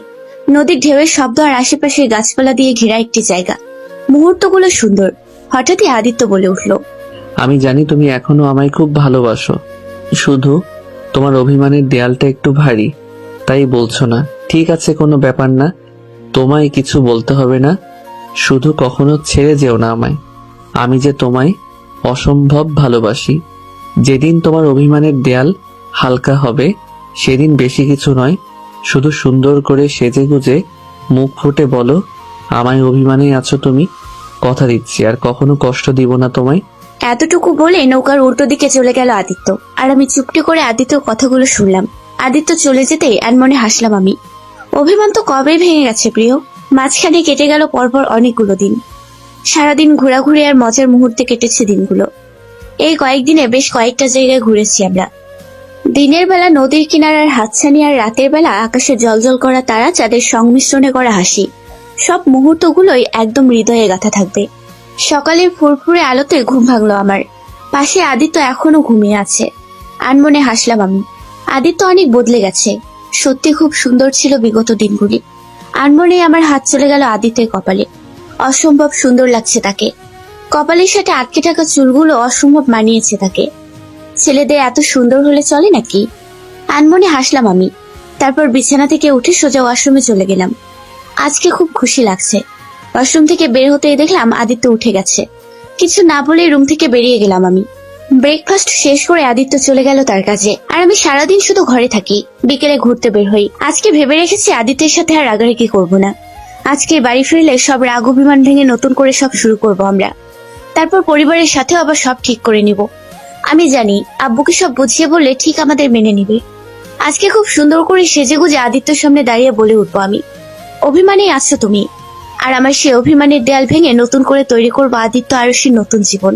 আর থাকবে না কোনো কষ্ট, আর থাকবে না কোনো যন্ত্রণা। আজকে আদিত্য তোমায় বলে দেবো তোমায় যে ভালোবাসি খুব। এসব ভাবতে ভাবতে আনমনে হেসে উঠলাম আমি। তারপর সিঁড়ি বেয়ে ওপরে চলে আসলাম। দুপুর 2টা। শাওয়ার নিয়ে এসেছি, অনেকক্ষণ হয়েছে। আজকে একটা রেড কালারের কাতান শাড়ি পরেছি, মুঠো ভর্তি লাল কাচের চুড়ি, চুলগুলো খোলা, সাথে কাজল চোখে আর হালকা মেকআপ। ঘড়ির কাঁটায় দুপুর 2টা বেজে 2 মিনিট। আর কিছুক্ষণের মধ্যে আদিত্য চলে আসবে। আজকে অনেক বড় সারপ্রাইজ দিব তোমায় মাই কিউট জামাই। ভাবতেই খুশি খুশি লাগছে খুব। মাঝখানে পার হয়ে গেল অনেকটা সময়। ঘড়ির কাঁটায় 3টে বেজে গেছে, কিন্তু আদিত্য আসার নামগন্ধও নেই। একরাশ টেনশন মাখা মুখ নিয়ে রুমের মধ্যে পাইচারি করছি আমি। হঠাৎ কেমন একটা অনুভব হলো আমার। আচমকা এমনটা হয় কারণ বুঝলাম না। দূর, আদিত্যের কিছু হয়নি তো? হয়তো কোনো কাজে আটকে পড়েছে, এখনই চলে আসবে। এসব বলে নিজেকে সান্ত্বনা দিচ্ছি মনকে, কিন্তু মনটা অস্থির হয়ে আছে। টেনশনে কেটে গেল আরো 1টা ঘন্টা। এখন পুরো অবস্থা খারাপ হয়ে যাচ্ছে। এতটা দেরি হচ্ছে কেন? কি করব কিছুই বুঝতে পারছি না। অস্থিরতা কাজ করছে ভীষণ, বুকের ভিতর ভয় ভয় লাগছে। আচমকা ফোনের শব্দে আমি পুরো কেঁপে উঠলাম। কাপা কাপা হাতে ফোনটা তুলে নিলাম। ওপরে আদিত্যের নাম দেখে একটু রেগে বলে উঠলাম, এত সময় লাগছে কেন বাড়ি ফিরতে? আর বাড়ি না এসে ফোন কেন দিচ্ছ? আর কিছু বলার আগেই ওপর পাশ থেকে একটা অচেনা লোক বলে উঠলো, ম্যাডাম। অপরিচিত কণ্ঠ আসাতেই বুক কেঁপে উঠলো আমার। আদিত্যের ফোনে অন্য কেউ। আমি কাপা কাপা গলায় বলে উঠলাম, বলুন, আপনি কে? আর আদিত্যের ফোনে আপনি কথা বলছেন কেন? আসলে ম্যাডাম, এই ফোনটা যার, সে অ্যাক্সিডেন্ট করেছে। মুহূর্তের মধ্যে লোকটার কথা শুনে মনে হলো পায়ের নিচ থেকে মাটি সরে গেছে আমার। কি? ওনাকে হাসপাতালে নেওয়া হয়েছে, আপনি চলে যান, খুব গুরুতর আঘাত পেয়েছে সে। লোকটার কথা শুনে পুরো কলিজা কেঁপে উঠলো আমার। এটা হতে পারে না, আদিত্য! চেঁচিয়ে কেঁদে উঠলাম আমি। কিছুতেই কিছু মেনে নিতে পারছি না আমি। আমি তো ঠিক করে নিতে চেয়েছিলাম, তাহলে এটা কি হলো? আমি আর ভাবতে পারছি না। দ্রুত গতিতে হসপিটাল যেতে হবে আমার। হসপিটালের করিডোর দিয়ে দৌড়চ্ছি আমি। বুকের ভিতর অসম্ভব যন্ত্রণা হচ্ছে। বারবার মনে হচ্ছে আদিত্যের কিছু হয়ে গেলে আমি কি করে বাঁচবো। চোখের পানি যেন থামছেই না। হসপিটালের বেডে ঢুকতেই কলিজা কেঁপে উঠলো আমার। পুরো মুখে ব্যান্ডেজ দিয়ে আদিত্যের, সারা শরীরে অবস্থা খুব খারাপ, যা দেখে রীতিমতো অবস্থা খারাপ হয়ে গেল আমার। আমি দৌড়ে আদিত্যের হাত ধরে কেঁদে বলে উঠলাম, এসব কি হয়ে গেল আদিত্য? আমি তো এমন কিছু চাইনি। এমনটা কেন হলো আদিত্য? আমি তো ভেবেছিলাম আজকে তোমার সাথে সব অভিমান ভেঙে দিয়ে নতুন করে শুরু করব। তাহলে এটা কি হয়ে গেল?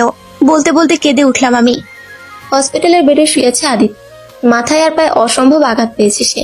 কি করে কি হলো সে যেন কিছু বুঝে উঠতে পারলো না আদিত্য। এমনটা নয় যে সে রাস্তা মাঝখান দিয়ে ড্রাইভ করছিল, হুট করে একটা ট্রাক এসে পিছন থেকে ধাক্কা দিয়েছিল। ভাগ্য ভালো ছিল, খুব একটা ক্ষতি হয়নি তার, শুধু পায়ে বেশি আঘাত পেয়েছে আর মাথায়। এমন সময় হতভম্ব হয়ে দৌড়ে এসে তাকে জড়িয়ে ধরল আরুষি। আচমকা এমনটা হতে আদিত্য পুরো ঘাবড়ে গেল। পরক্ষণে নিজেকে সামনে নিল সে। আরুষি কেঁদে বলে উঠলো, 2 মিনিটের জন্য আমার জানটা বেরিয়ে যাচ্ছিল, আর তুই এখানে আরামে শুয়ে আছিস? আরুষির কথা শুনে আদিত্য অবাক হয়ে বলল, কি? কি মানে? কিছুক্ষণ আগে ভুল পেশেন্টের কাছে গিয়ে কান্নাকাটি করছিলাম আমি। আরুষির কথা শুনে আদিত্য হাসবে না কাঁদবে বুঝতে পারছে না। এবার তাহলে ফ্ল্যাশব্যাকে যাওয়া যায়। কিছুক্ষণ আগে আরুষি আদিত্যের গাড়ির সামনে থেকে রিক্সা করে যাচ্ছিল একটা লোক। আদিত্যের গাড়ির সাথে ধাক্কা গুরুতর আঘাত পেয়েছে সে। এতটাই আঘাত পেয়েছে যে তার পুরো শরীর ব্যান্ডেজ করে রাখা হয়েছে। আর আরুষি যখন কান্না করছিল তখন সেই লোকটার বউ এসে আরুষিকে বলে, আর আরুষি পুরো ভেবাচাকা খেয়ে যায়। বর্তমানে শালা, তুই একটা শয়তান বদমাশ, খুব খারাপ তুই। এই বলে আদিত্যের বুকে কিল ঘুষি মারতে থাকে আরুষি। আদিত্য আরুষির কাছে অবাক হয়ে বলল, এমন করছো কেন? আমার কি দোষ? তুমি ভুল জায়গায় চলে গেছো, তাতে আমি কি করতে পারি? তুই কি করতে পারিস মানে? তোর জন্য। বলতে বলতে আরুষি কেঁদে দেয়। আদিত্য আরুষির কাছে খুশি হয়ে আরুষিকে তার বুকের সাথে জড়িয়ে ধরে বলল, খুব ভয় পেয়েছিলে বুঝি? ভয় পাবো না? আমার নিঃশ্বাস বন্ধ হয়ে যাচ্ছিল। এত ভালোবাসো আমায়? না, আমি কাউকে ভালোবাসি না। এমন সময় রুমে ঢুকলো ডাক্তার। তাকে দেখে চোখ মুছে রুম থেকে বেরিয়ে আসলাম আমি। ডাক্তার হালকা হেসে বলল, বউ তোমার খুব ভাগ্যবান তুমি, তোমায় খুব ভালোবাসে। আদিত্য ডাক্তারের কথা শুনে অবাক হয়ে বলল। আপনি কি করে বুঝলেন? ডাক্তার হালকা হেসে বলল, কিছুক্ষণ আগে তোমাকে মনে করে অন্য একটা পেশেন্ট ধরে অনেক কান্না করলো আর বলছিল তোমায় খুব ভালোবাসে, তাই আর কি। আদিত্য ডাক্তারের কথা শুনে হালকা হাসলো, তারপর বলে উঠলো, খুব ভালোবাসে আমায়। আজকে খুব জোর বেঁচে গেছো তুমি, কিন্তু অ্যাক্সিডেন্টটা করলে কি করে? আমি নিজেও জানি। আমি তো খুব সুন্দরভাবে ড্রাইভ করছিলাম রাস্তায়, তেমন যেমন ছিল না। হঠাৎ কোথা থেকে একটা ট্রাক এসে ধাক্কা দিল। বিনিময়ে ডাক্তার আর কিছু বলল না, আদিত্যকে দেখে চলে যেতে নিল সে। এমন সময় দরজার সামনে দাঁড়িয়ে আরুষি বলে উঠলো, আমি কি ওনাকে বাসায় নিয়ে যেতে পারি? আজকের দিনটা থাকুক, কালকে সকালে নিয়ে যেতে পারবেন। তবে হ্যাঁ, অনেক সেবা যত্ন করতে হবে কিন্তু। ওটা নিয়ে বেশি ভাববেন না ডাক্তার, ওর জন্য অসুবিধা হবে না। ডাক্তার হালকা হেসে বলল। আমি জানি। তারপর সে চলে গেল। রাত 10টা। আদিত্যকে খাবার খেয়ে দিচ্ছি আমি, আর আদিত্য নিশ্চুপভাবে খাচ্ছে। এমন সময় রেগে বলে উঠলাম আমি, চোখ কি পিছনে নিয়ে গাড়ি চালাচ্ছিলেন যে অ্যাক্সিডেন্ট হয়ে গেল? কয়েক ঘন্টা আগে তুই আর এখন সোজা আপনিতে চলে গেছো। যেটা বলেছি সেটার উত্তর আগে দিন। জানি না কিভাবে কি হলো, হঠাৎ পিছন দিক থেকে একটা ট্রাক এসে ধাক্কা দিল। শত্রুতামি ছিল নাকি ট্রাকের সাথে? সেটা কি করে বলবো? তাহলে কি বলতে পারেন? আরে রেগে যাচ্ছ কেন? আমি তো সত্যি কথাই বলেছি। হয়েছে, আর কিছু বলতে হবে না। খাওয়া শেষ করে এখন ওষুধ খেয়ে ঘুমিয়ে পড়ুন। ঠিক আছে। আচ্ছা, একটা কথা বলবো। বাহিরে বের হতে গিয়েও দাঁড়িয়ে পড়লো আরুষি। তারপর পিছন করে বলে উঠলো সে, বলুন। শাড়িতে কিন্তু তোমায় খুব সুন্দর লাগছে। তা হঠাৎ শাড়ি পরছিলে কেন? এতক্ষণে মনে পড়লো আমি আদিত্যর জন্য সেজেছিলাম। যাক, কোনো ব্যাপার না, আদিত্য সুস্থ হলে বলবো। এসব ভেবে আদিত্যকে বলে উঠলাম আমি, এমনি পড়ছিলাম। এতটুকু বলে হনহন করে চলে আসলাম আমি। এদিকে আদিত্য আর কিছু না ভেবে চুপচাপ শুয়ে পড়লো সে। ভোরের আলোতে ঘুম ভাঙলো আদিত্যের। রুমের জানালা ভেদ করে আলো আসছে তাদের রুমে। একটু পাশ করতে আরুষিকে শুয়ে থাকতে দেখে হাসলো আদিত্য। তারপর তার হাত দিয়ে আরুষির কপালের চুলগুলো সরিয়ে দিল। এক দৃষ্টিতে তাকিয়ে আছে আদিত্য আরুষির দিকে। মায়াবী ফেস, চোখের কাজল গাছে লেপটে, চুলগুলো এলোমেলো ভাবে উঠছে। এই মুহূর্তে আরুষি অগোছালো থাকলেও আদিত্যর কাছে তাকে অসম্ভব সুন্দর লাগছে। আসলে কাউকে ভালোবাসলে সে যেভাবেই থাকুক না কেন, সবসময় ভালো লাগে তাকে। যেমনটা আদিত্যের কাছে আরুষিকে লাগছে। হালকা নড়ে উঠলো আরুষি, কারণ সকালের রোদ এসে পড়েছে আরুষির মুখে। আদিত্য আর বাম হাতটা একটু উপর উঠালো, যার ফলে আরুষির মুখে এসে পড়লো আদিত্যের হাতের ছায়া। হালকা ছায়া পড়তেই আরুষি আরাম করে আবার ঘুমিয়ে পড়লো। ঘড়িতে সকাল 10:30। আদিত্যকে বাড়ি নিয়ে যাওয়া হবে এখন। আদিত্যের খবর শুনে তার বন্ধুরা বেশ কয়েকবার এসেছে তাকে দেখতে। এখন আবার আসবে আদিত্যকে নিয়ে যেতে। হসপিটালের সব বিল মিটিয়ে আদিত্য নিয়ে বসানো হলো গাড়িতে। তার সাথে বসেছে আরুষি, আর গাড়ি ড্রাইভ করছে রাশেদ। আদিত্যের পিছনে আছে আরো 2-3টি গাড়ি যাচ্ছে তাদের সাথে। সবাই আদিত্যের অ্যাক্সিডেন্ট নিয়ে চিন্তিত। সবাই ভাবছে হুট করে কি করে এমনটা হলো। বেশ কতক্ষণ পর আদিত্যের গাড়ি এসে থামলো আদিত্যদের বাড়ির সামনে। আদিত্য পায়ে ব্যথা থাকায় আরুষি আর রাশেদ ধরে নিয়ে যাচ্ছে আদিত্যকে। আদিত্যকে নিয়ে বসানো হলো সোফায়। তারপর আদিত্যের সাথে কতক্ষণ কথা বলে চলে যায় রাশেদ। রাত 8টা। সারাদিন সোফায় থাকলেও এখন আদিত্যকে রুমে নিয়ে গিয়ে শুয়ে দিতে হবে। কিন্তু কথা হলো, আমি একা কি করে নিয়ে যাব আদিত্যকে, তাও সিঁড়ি বেয়ে ওপরে? ধুর, তখন একসাথে রাশেদকে দিয়ে ওপরে উঠিয়ে নিয়ে গেলেই ভালো হতো। এদিকে আদিত্য আমার ভাবনা দেখে বলল, এতে ভাবার কি আছে, আমায় কোলে করে নিয়ে চলো। আমার চাহনি দেখে হাসলো আদিত্য, তারপর বলে উঠল, মজা করছিলাম। আপনি রাশেদ ভাইকে ফোন করে আসতে বলুন। ও এখন আসতে পারবে না। এমন সময় দরজার সামনে দাঁড়িয়েছিল রাশেদ। আদিত্যের কথা শুনে দাঁড়িয়ে পড়ল সে। আদিত্যের কথা শুনে অবাক হয়ে বললাম আমি, কেন? ও ওর গার্লফ্রেন্ডের সাথে বিজি আছে। ওদিকে রাশেদ আদিত্যের কথা শুনে কি করবে বুঝতে পারছে না। আদিত্য হাতের ইশারায় রাশেদকে যেতে বলে। রাশেদ হালকা হেসে চলে যায়। হয়তো রাশেদ বুঝতে পেরেছে আদিত্য কি করতে যাচ্ছে। কি, রাশেদ ভাইয়ের গার্লফ্রেন্ড আছে? আছে তো। ও, তাহলে কি করে নিয়ে যাব আপনাকে উপরে? আরে কিছু হবে না, আমায় ধরো আর চলো। কিছুক্ষণ ভেবে বলে উঠলাম আমি, ঠিক আছে। দেয়ালের সাথে চেপে ধরে দাঁড়িয়ে আছে আদিত্য, আর আমি একদম অপ্রস্তুত অবস্থায় তাকিয়ে আছি আদিত্যের দিকে। আদিত্যকে রুমে নিয়ে আসতে গিয়ে এমন একটা পরিস্থিতিতে পড়তে হবে বুঝতেই পারিনি। তবে এই পরিস্থিতি তৈরির জন্য আমি নিজেই দায়ী। কিছুক্ষণ আগে আদিত্যকে ধরে সিঁড়ি বেয়ে ওপরে নিয়ে আস্তে আস্তে রুমে ঢুকতে আমি নিজের পায়ের সাথে পেঁচিয়ে পড়ে যেতে নিলে সাথে সাথে আদিত্য আমায় ধরে দেয়ালের সাথে ধরলো। আচমকা এমনটা হতে পুরোই ঘাবড়ে গেলাম আমি। সাথে সাথে আদিত্যকেও ধরে নিয়েছি আমি। বর্তমানে আদিত্য আমায় ধরে আছে। আদিত্যের ভারী নিঃশ্বাস পড়ছে আমার মুখে, বুকের ভেতর দগদগ করছে আমার। হঠাৎ করে এতটা কাছে আসায় আমি পুরো অপ্রস্তুত হয়ে পড়েছি। আদিত্য আমার মুখের দিকে তাকিয়ে বলে উঠল, তোমার ঠোঁটের মিষ্টি হাসি আমার প্রিয় সখী। হুট করে আদিত্যের মুখে এমন কথা শুনে হকচকিয়ে উঠলাম আমি। কোনো কিছু না বলে আদিত্যকে ছড়িয়ে বসিয়ে দিলাম বিছানায়। আদিত্য আমার কাছে কিছু বলল না, চুপ করে রইল। আদিত্যের নিশ্চয়তা বলে দিচ্ছে সে অভিমান করেছে। মাঝখানে কেটে গেল পুরো 1 মাস 10 দিন। এখন একদম আগের মতো সুস্থ হয়ে গেছে আদিত্য। এই 1 মাস 10 দিনের বদলে অনেক কিছু আরো হয়তো বলেনি আদিত্যকে সে ভালোবাসে তাকে, কিন্তু রাগ করে আর কথা বলেনি। বলতে গেলে সবকিছু স্বাভাবিক হয়ে গেছে আদিত্য আর আরুষির মধ্যে। শুধু আরুষি মুখে প্রকাশ করেনি এখন সে আদিত্যকে ভালোবাসে। সন্ধ্যার প্রহরের আলো, সূর্যের রক্ত লাল করা আলোকিত সন্ধ্যায় বিছানায় বসে আছি আমি। মনের ভিতরে এক অদ্ভুত শিহরণ বয়ে চলেছে। আদিত্যের সাথে স্বাভাবিক হলেও কোথাও কিছু ঠিক নয়। মনের ভিতর শূন্যতা, ভালোবাসার শূন্যতা, কিছুটা পরিবারের, বাকিটা আদিত্যের। কবে সব ঠিক হবে ভেবে দীর্ঘশ্বাস ফেললাম আমি। এমন সময় রুমে আসলো আদিত্য। আমায় আড়মোড়া হয়ে বসে থাকতে দেখে বলে উঠল, মন ভালো নেই? আচমকা কারো মুখে এমন কথা শুনে সামনে তাকালাম আমি। আদিত্যকে দেখে বলে উঠলাম, না তেমন কিছু নয়। হুট করে আদিত্য আমার হাত ধরে বলল, চলো। আমি অবাক চোখে তাকিয়ে বলে উঠলাম আদিত্যকে, কোথায়? আরে চলো না, গেলেই দেখতে পাবে। এই বলে কিছু ব্যাগ আমার হাতে গুছিয়ে দিয়ে বলল সে, এগুলো সব পরে ফেলো, তোমার জন্য এনেছি, এগুলো পরে বের হবে তুমি। বিনিময়ে কিছু বললাম না আদিত্যকে। হাত থেকে ব্যাগগুলো নিয়ে শুধু মাথা নাড়ালাম। আদিত্য হাসলো শুধু, তারপর বেরিয়ে গেল রুম থেকে। আদিত্য বের হতেই ব্যাগটা খুললাম। অসম্ভব সুন্দর রেড কালারের একটা জর্জের চুড়িদার, অসম্ভব সুন্দর, সাথে হালকা কিছু গহনাপত্র, আর তার সাথে ছোট্ট একটা চিরকুট। মুচকে আছে চিরকুটটা হাতে নিলাম আমি। চিরকুট খুলতেই ওপরে লেখা কিছু কথা। আমার প্রিয় ময়ূরী জান, বেশি কিছু নয়, চুলগুলো খুলে সাথে সামান্য কিছু সাজে সজ্জিত হয়ে এসো আমার কাছে। আজকে যে মনের গহীন দিয়ে তোমায় বলবো অনেক কিছু। বেশি অপেক্ষা করিও, খুন হয়ে যাব যে তবে। তোমার মায়াবী মুখ আর মায়াবী কিছু সাজে সজ্জিত হওয়া মুখখানা খুব যে দেখতে ইচ্ছে করছে। বেশি অপেক্ষা করিও না প্লিজ, আমি তো পাগল হয়ে যাব তবে ময়ূরী জান। আদিত্যের দেয়া চিরকুট দেখে আনমনে হাসলাম আমি। তারপর তাড়াতাড়ি তৈরি হতে লাগলাম আদিত্যের দেয়া উপহারে।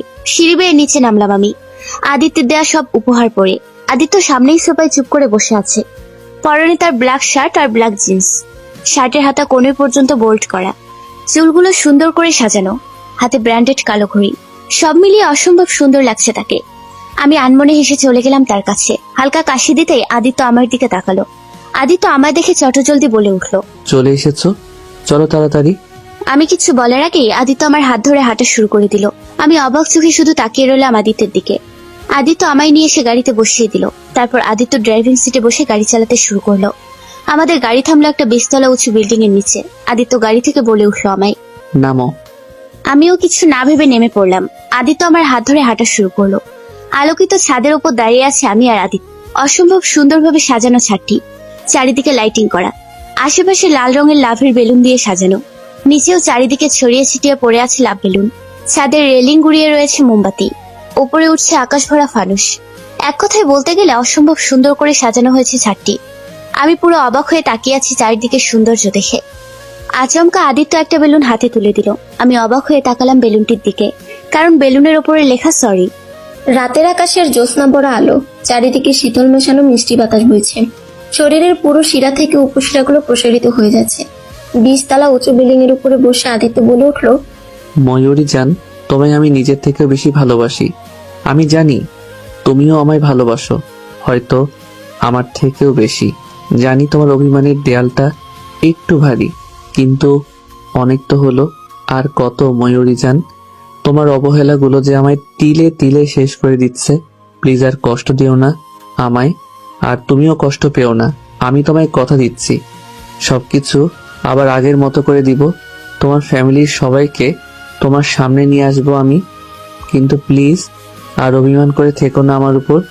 এখন তো তোমার অভিমানের দেয়াল ভেঙে ভালোবাসো আমায়, আবার আগের মতো করে ময়ূরী যান।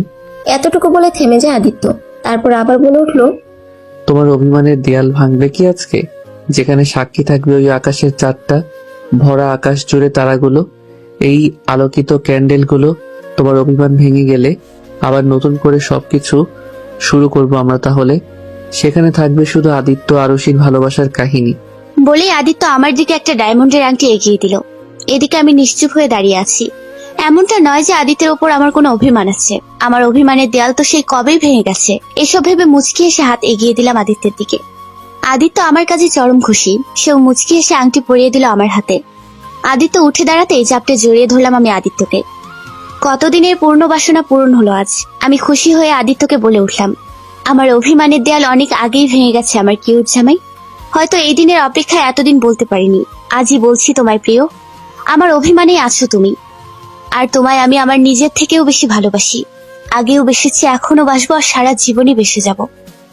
আদিত্য আরুষের কথা মনে মনে খুশি হলো। তারপর দুজন দুজনকে খুব শক্ত করে জড়িয়ে ধরলো। আর আজ থেকে পূর্ণতা পাবে আদিত্য আরুষির ভালোবাসা। আর তাদের এই পূর্ণতা পাওয়া ভালোবাসার সাক্ষী হিসেবে রইল এই 20 তলা উঁচু বিল্ডিং, আর আকাশ ভরা তারাচাঁদ, আর আদিত্যের সাজানো ক্যান্ডেলগুলো। পরের দিন রান্নাঘরে দাঁড়িয়ে আছি আমি। উদ্দেশ্য হচ্ছে রুটি আর আলু ভাজি রান্না করব। আজকে খুব খুশি আমি। এখন শুধু আব্বু আম্মু মেনে নিলেই সব ঠিক হয়ে যাবে। তারপর সবাই মিলে একসাথে, উফ, খুব মজা হবে। এসব ভাবছি আর ময়দা মাখছি। এমন সময় পেছন থেকে মুখে ময়দা মেখে দিল কেউ। আচমকা এমনটা হওয়াতে আমি পুরো ঘাবড়ে গেলাম। পরক্ষণে পেছনে ঘুরে দেখে আদিত্য। দেখে বলে উঠলাম, এটা কি হলো? কি হলো? তোমায় একটু ভালোবাসলাম আর কি। ও, ময়দা মুখে মাখিয়ে দিয়ে ভালোবাসা? ঠিক আছে, তাহলে আমিও একটু দেই।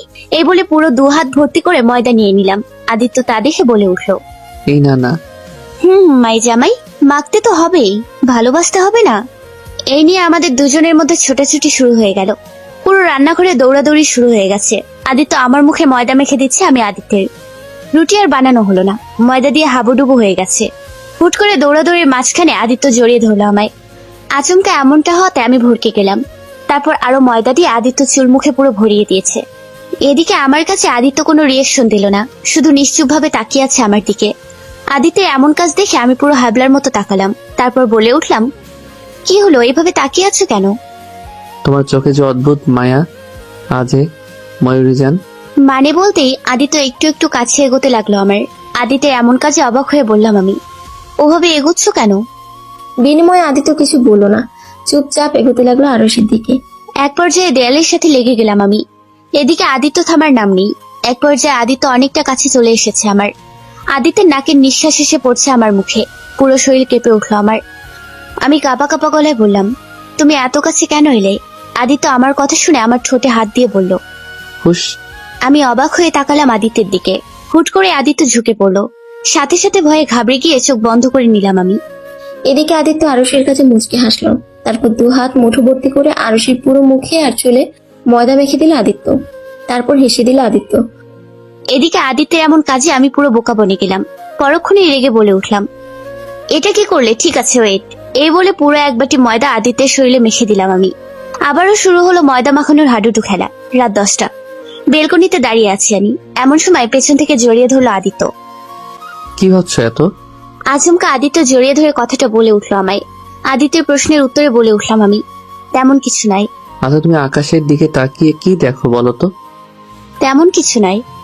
কিছু তো একটা আছেই ওই আকাশে, যেটা তুমি খুব গভীর দৃষ্টিতে তাকিয়ে দেখো, বলো আমায়। আদিত্যের কথা শুনে একটা দীর্ঘশ্বাস ফেলে বলে উঠলাম আমি, তেমন কিছু নয়।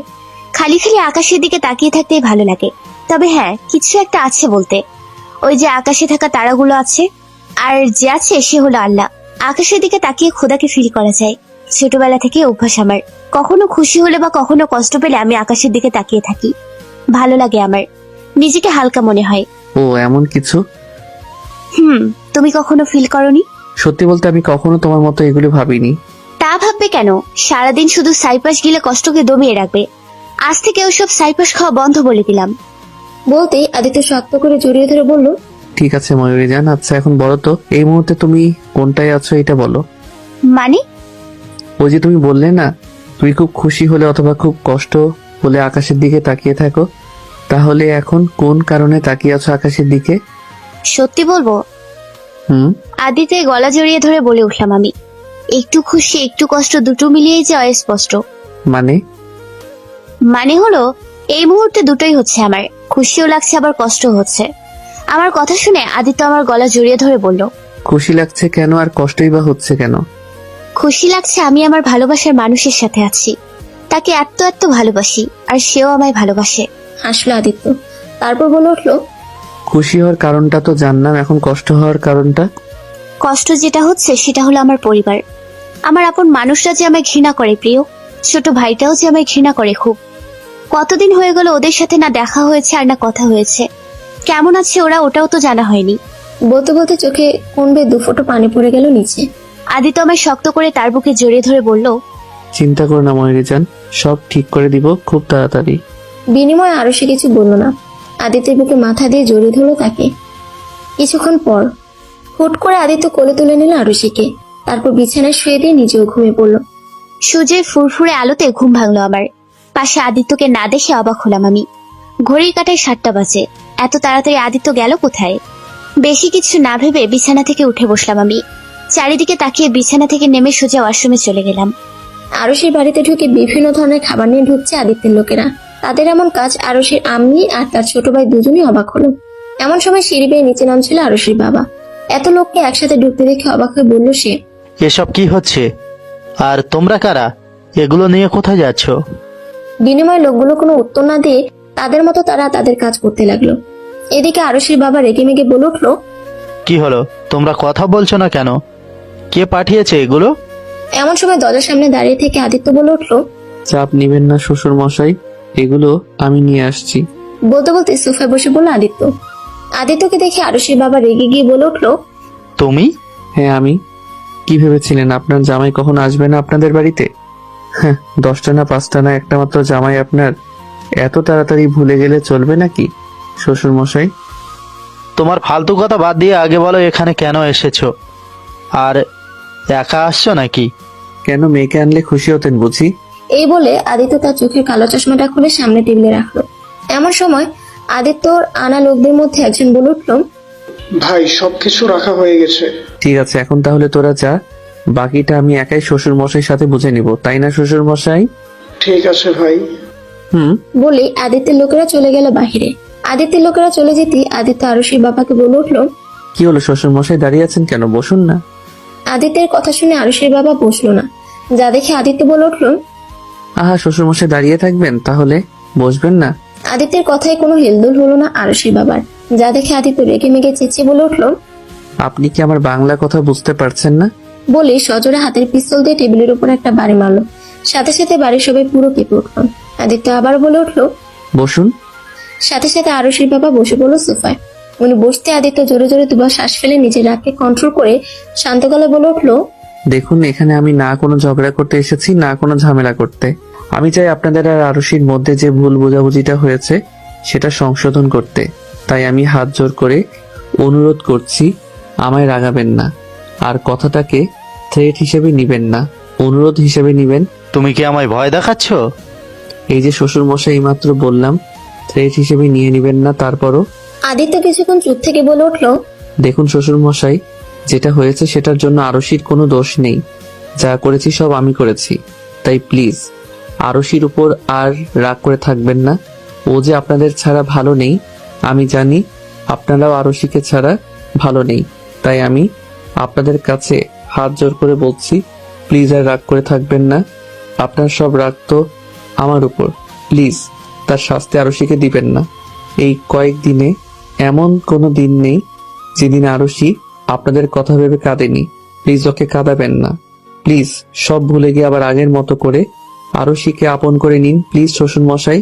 আমি জানি আমায় আপনি কোনোদিনও মেনে নিবেন না, কারণ আমার কাজ সম্পর্কে এতটুকু বলবো, আমি যেটা করি সেটা লোকদের ভালোর জন্য। যারা গরিবদের টাকা ক্ষমতার জোরে কেড়ে নেয় তাদের আমি শাস্তি দেই, আর এটা যদি অপরাধ হয় তাহলে আমি অপরাধী। আপনাকে আমায় মেনে নিতে হবে না শ্বশুর মশাই, আরুষিকে মেনে নিলেই হবে। তবে মেনে নিবেন মানে এটা নয় আমায় ছেড়ে দিয়ে। এতটুকু বলে থামলো আদিত্য। তারপর আবার বলে উঠলো, ছোটবেলা থেকেই আমি একা বেঁচে আছি, কখনো বাবা মার ভালোবাসা পাইনি, আর না পেয়েছি কোনোদিন ভাই বোনের ভালোবাসা। এই ভালোবাসার অভাবে এমন হয়ে গেছি আমি। তারপর হঠাৎ আরুষি আসলো, আমায় ভালোবাসলো, তখন বুঝলাম ভালোবাসার আসল মানে। কিন্তু যতক্ষণ বুঝতে পেরেছি ততক্ষণ দেরি হয়ে গেছে, তাই এমনটা করতে হলো। সত্যি বলতে মা বাবার ভালোবাসা পেতে তো আমারও খুব পেতে ইচ্ছে হয় শ্বশুর মশাই, কিন্তু কি করার ভাগ্যে নেই আমার। তাই আমি চাই না আমার জন্য কেউ বাবা মার ভালোবাসা থেকে বঞ্চিত হোক। একটাই অনুরোধ, শ্বশুর মশাই আর আরশিকে কষ্ট দিয়েন না। এই বলে আদিত্য থেমে গেল। হয়তো আর কিছুক্ষণ কথা বললে তার চোখ পানি ভেসে আসতো। এদিকে দূর থেকে আরশির মা আদিত্যের কথা শুনে ওনার খারাপ লাগলো।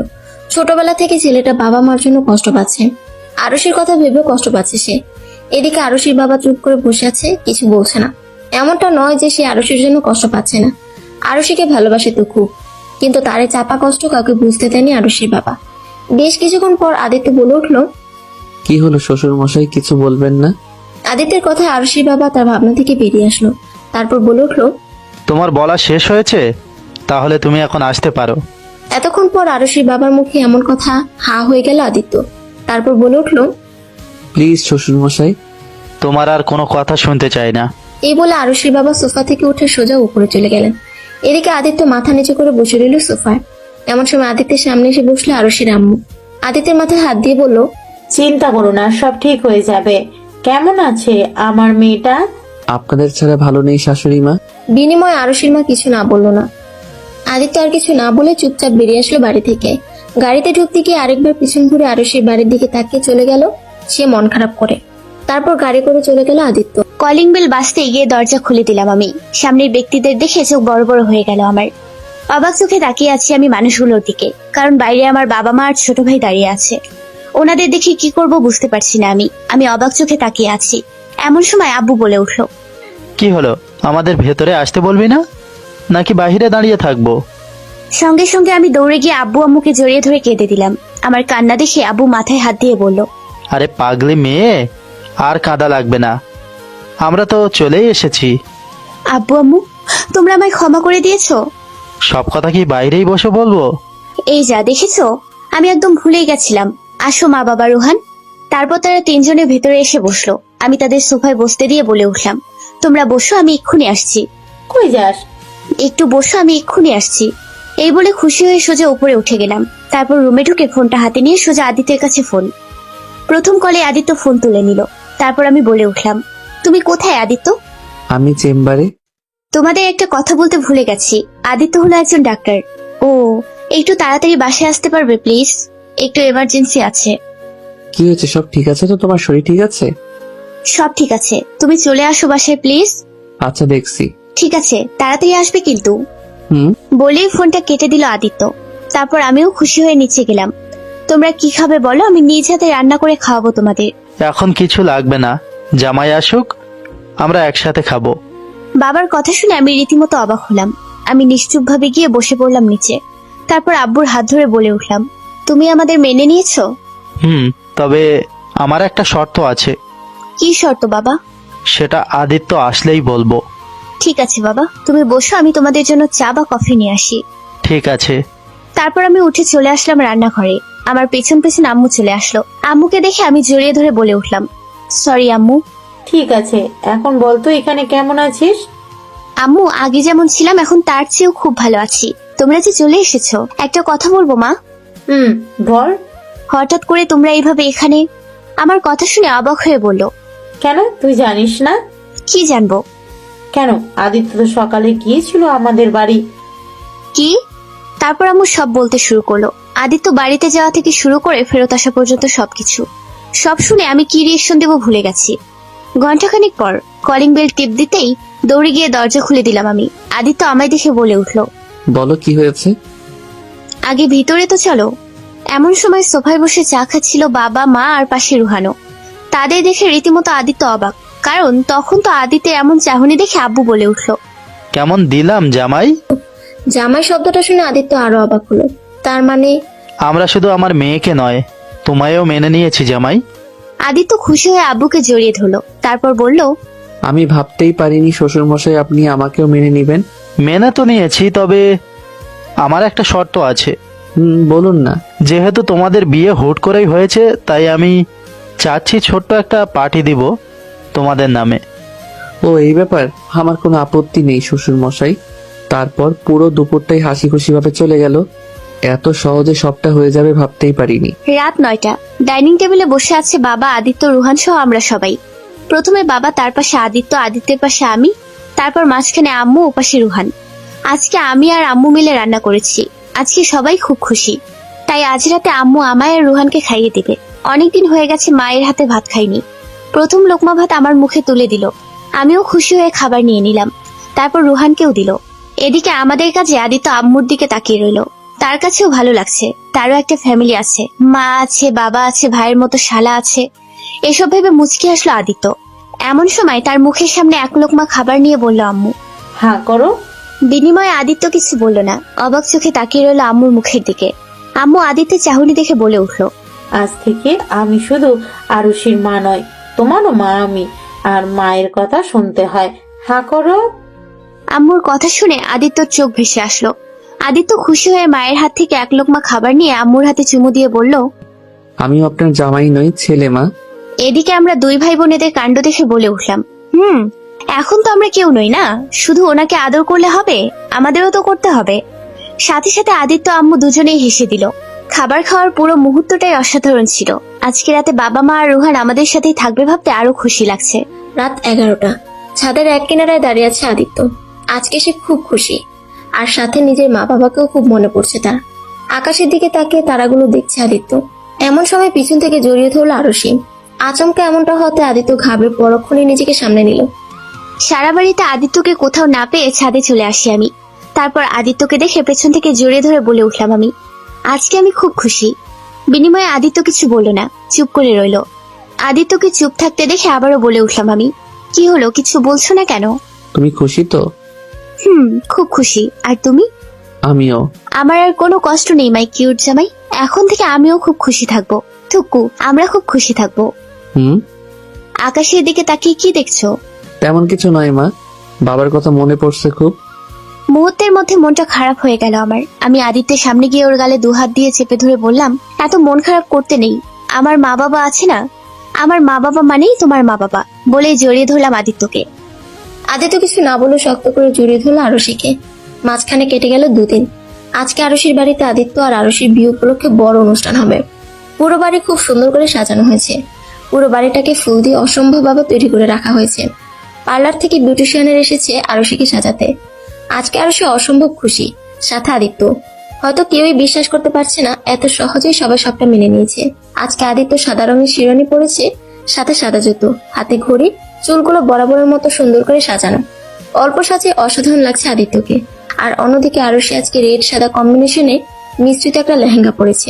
চুলগুলো গর্জিয়াস ভাবে খোপা করা, মুখে ভারী মেকআপ, গলায় ভারী নেকলেস, হাতে গর্জিয়াস চুড়ি, চোখে আইলাইনার, মাস্কারা সহ পুরো গর্জিয়াস মেকআপ সাজানো হয়েছে তাকে। তাকেও অসম্ভব সুন্দর লাগছে আজকে। সিঁড়ি বেয়ে নিচে নামছে আরশি আর আদিত্য। পুরো অনুষ্ঠানে মানুষের চোখ এখন ওদের দিকে। আরশির বাবার সব বন্ধুরা সহ সেদিনের বিয়েতে যারা যারা, তাদের অনেকেই আজকে এই অনুষ্ঠানে উপস্থিত আছে। সবাই শুরুতে একটু কিন্তু কিন্তু করলো, পরক্ষণে আরশির বাবা বলে দেয়, যেটা হয়েছে সেটা হয়ে গিয়েছে, সেটা নিয়ে বাড়াবাড়ি না করাই ভালো। তার চেয়ে যেটা হচ্ছে সেটাই এনজয় করুন। সারাদিনটাই গান বাজনা, নাচ, খাওয়া দাওয়া, ফটোশুট সহ বিভিন্ন আনন্দের সঙ্গে কেটে গেছে। এক কথায় বললে পুরো হ্যাপি এন্ডিং। রাত 8টা। আরশির বান্ধবীরা আরশিকে খুব সুন্দর করে আবার সাজিয়ে বিছানায় বসিয়ে দিয়ে গেছে। এক কথা বলতে গেলে আজকে আদিত্য আর আরশির বাসর রাত। একরাশ ভয়, ভালো লাগা সবকিছু নিয়ে বসেছে আরশি। আজকে আরশির রুমটা খুব সুন্দর করে সাজানো হয়েছে। এই সবকিছু আরশির বন্ধু বান্ধবীদের কাজ। বেশ কিছুক্ষণ পর দরজা খোলার শব্দে আরশি নড়ে চড়ে বসলো। আদিত্য সামনে আসতেই আদিত্যকে সালাম দিল আরশি। আচমকা এমনটা হতে আদিত্য একটু ঘাবড়ে গেল। পরক্ষণে নিজেকে সামনে নিয়ে সালামের জবাব দিল সে। তারপর পুরো রুমটা দেখতে লাগলো। আরশির রুমটা এত সুন্দর করে সাজানো হয়েছে সেটা আদিত্য জানতো না। এই জন্যই তখন আরশির বান্ধবী হাসতে হাসতে বলেছিল, শুভরাত্রি দুলা ভাই। আদিত্য হাসলো। তারপর আরশির সামনে বসে আরশির মাথার ঘুমটা খুলে দিয়ে বলে উঠল, আজকে আমার ময়ূরী জানকে অসম্ভব সুন্দর লাগছিল, কিন্তু সাথে সাথে আরশি একটু গম্ভীর হয়ে বলল, তার মানে এখন ভালো লাগছে না? আদিত্য হেসে বলল, সেটা কখন বললাম? এই মাত্রই তো বললে। আর অনুষ্ঠানে আমার বান্ধবীদের সাথে এত গা ঘেঁষে ছবি তোলার কি ছিল? এতক্ষণ পর আদিত্য বুঝতে পারলো আরশি কেন গম্ভীর মুডে আছে। আদিত্য হালকা হেসে বলল, ও এই জন্য মহারানী রেগে বোম হয়ে আছে? তবে যাই বলো, তোর বান্ধবীরা কিন্তু খুব সুন্দর। সাথে সাথে আরশি রেগে মেগে বিছানার উপর দাঁড়িয়ে বলল, কি বললে তুমি? আদিত্য আরশির কাছে অবাক হয়ে বলল, এটা কি করছো? আমার রেখে অন্য কোনো মেয়ের দিকে তাকালে একদম চোখ উপড়ে ফেলবো, বলে দিলাম। বলে কিনা আমার বান্ধবীদের সুন্দর দেখতে। আর ওটা তো মজা করে বলেছি। তোমার মজার গোষ্ঠী গেলাই, থাকো তুমি, গেলাম। এই বলে যেই না আরুষি বিছানা থেকে নামতে যাবে, সাথে সাথে আদিত্য আরুষির হাত ধরে দিল টান। সাথে সাথে আরুষি এসে পড়লো আদিত্যের বুকে। আচমকে এমনটা হতে আরুষি পুরো ভাবাচাকা খেয়ে গেল। আদিত্য আরুষিকে ধরে বলে উঠল, বাসর ঘরে এইভাবে চলে গেলে চলবে নাকি? মানে বোঝাচ্ছি তোমায়। তারপর দুজনেই ডুব দিল ভালোবাসার সাগরে। খুনসুটি, রাগ, অভিমান নিয়েই দিন কাটছিল আদিত্য আর আরুষির জীবন। দেখতে দেখতে কেটে গেল পুরো 5 বছর। আয়নার সামনে দাঁড়িয়ে আদিত্য চেঁচাচ্ছে। আরুষি, আরুষি কোথায় তুমি? আমারটাই কোথায়? ওদিকে আরুষি রান্নাঘরে দাঁড়িয়ে চেঁচিয়ে বলল, আরে ডয়ারে আছে দেখো। আমি পাচ্ছি না, তুমি আসো। একরাশ বিরক্ত মাখা মুখ নিয়ে রান্নাঘর থেকে বেরিয়ে আসলো। এমন সময় শাড়ির আঁচল ধরে দাঁড়ালো কেউ। পিছন ঘুরে আরুষি তাকে দেখে বলল, ওরে শয়তান, চল আমার সাথে। কি হলো আরুষি? এই তোমারটাই। আদিত্য ঘুরে তাকাতেই তার ছেলে আয়ুষের গলায় দেখে বলে উঠলো। এটা কি করেছো তুমি? সাথে সাথে আয়ুষ হাতে তালি দিতে দিতে বলল, আমাকে তেমন লাগছে পাপা। আদিত্য হেসে আয়ুষকে আরুষির কোল থেকে নিয়ে বলল, খুব সুন্দর লাগছে সোনা। হাসলো আয়ুষ। আয়ুষ হলো আদিত্য আর আরুষির ছেলে। আদিত্য আবারও বলে উঠলো, কিন্তু এখন যেটা দিতে হবে পাপাকে, পাপা যে কাজে যাবে। না, আমি দিব না। এসব কি হচ্ছে আয়ুষ? পাপা বলছে না পাপার লাগবে, এখন দাও বলছি। সাথে সাথে আয়ুষ আদিত্যকে বলে উঠলো, পাপা আমি পতা খানি পকে। আয়ুষের কথা শুনে আদিত্য বলে উঠলো, ঠিক বলছো, আমি পচা। কি আমি পচা? আদিত্য আয়ুষকে কোল থেকে নামিয়ে বলল, সোনা, তুমি এখন বাইরে গিয়ে খেলো, আমি তোমার জন্য চকলেট নিয়ে আসছি। আয়ুষ আর কিছু না বলে চলে গেল রুম থেকে। এদিকে আরো সে হাবলার মতো তাকিয়ে রইল। তারপর বলে উঠলো, এটা কি করলে? ও তো টাই না দিয়েই চলে গেল। আদিত্য একটু একটু করে সামনে এগোতে এগোতে বলল, ভাবছি আজকে আর কোথাও যাব না, বাড়িতে থাকবো। বাড়িতে থাকবে কেন? সেটাই তো বলবো। এই যে না আদিত্য এগোতে গেল, সাথে সাথে আরশি দিল দৌড়, আর আরশির পিছনে আদিত্য দিল দৌড়। পুরো রুমে দুজনেই ছোটাছুটি করছে। আর এইভাবেই খুনসুটি আর ভালোবাসা কাটছে আদিত্য আরশির জীবন। সমাপ্ত।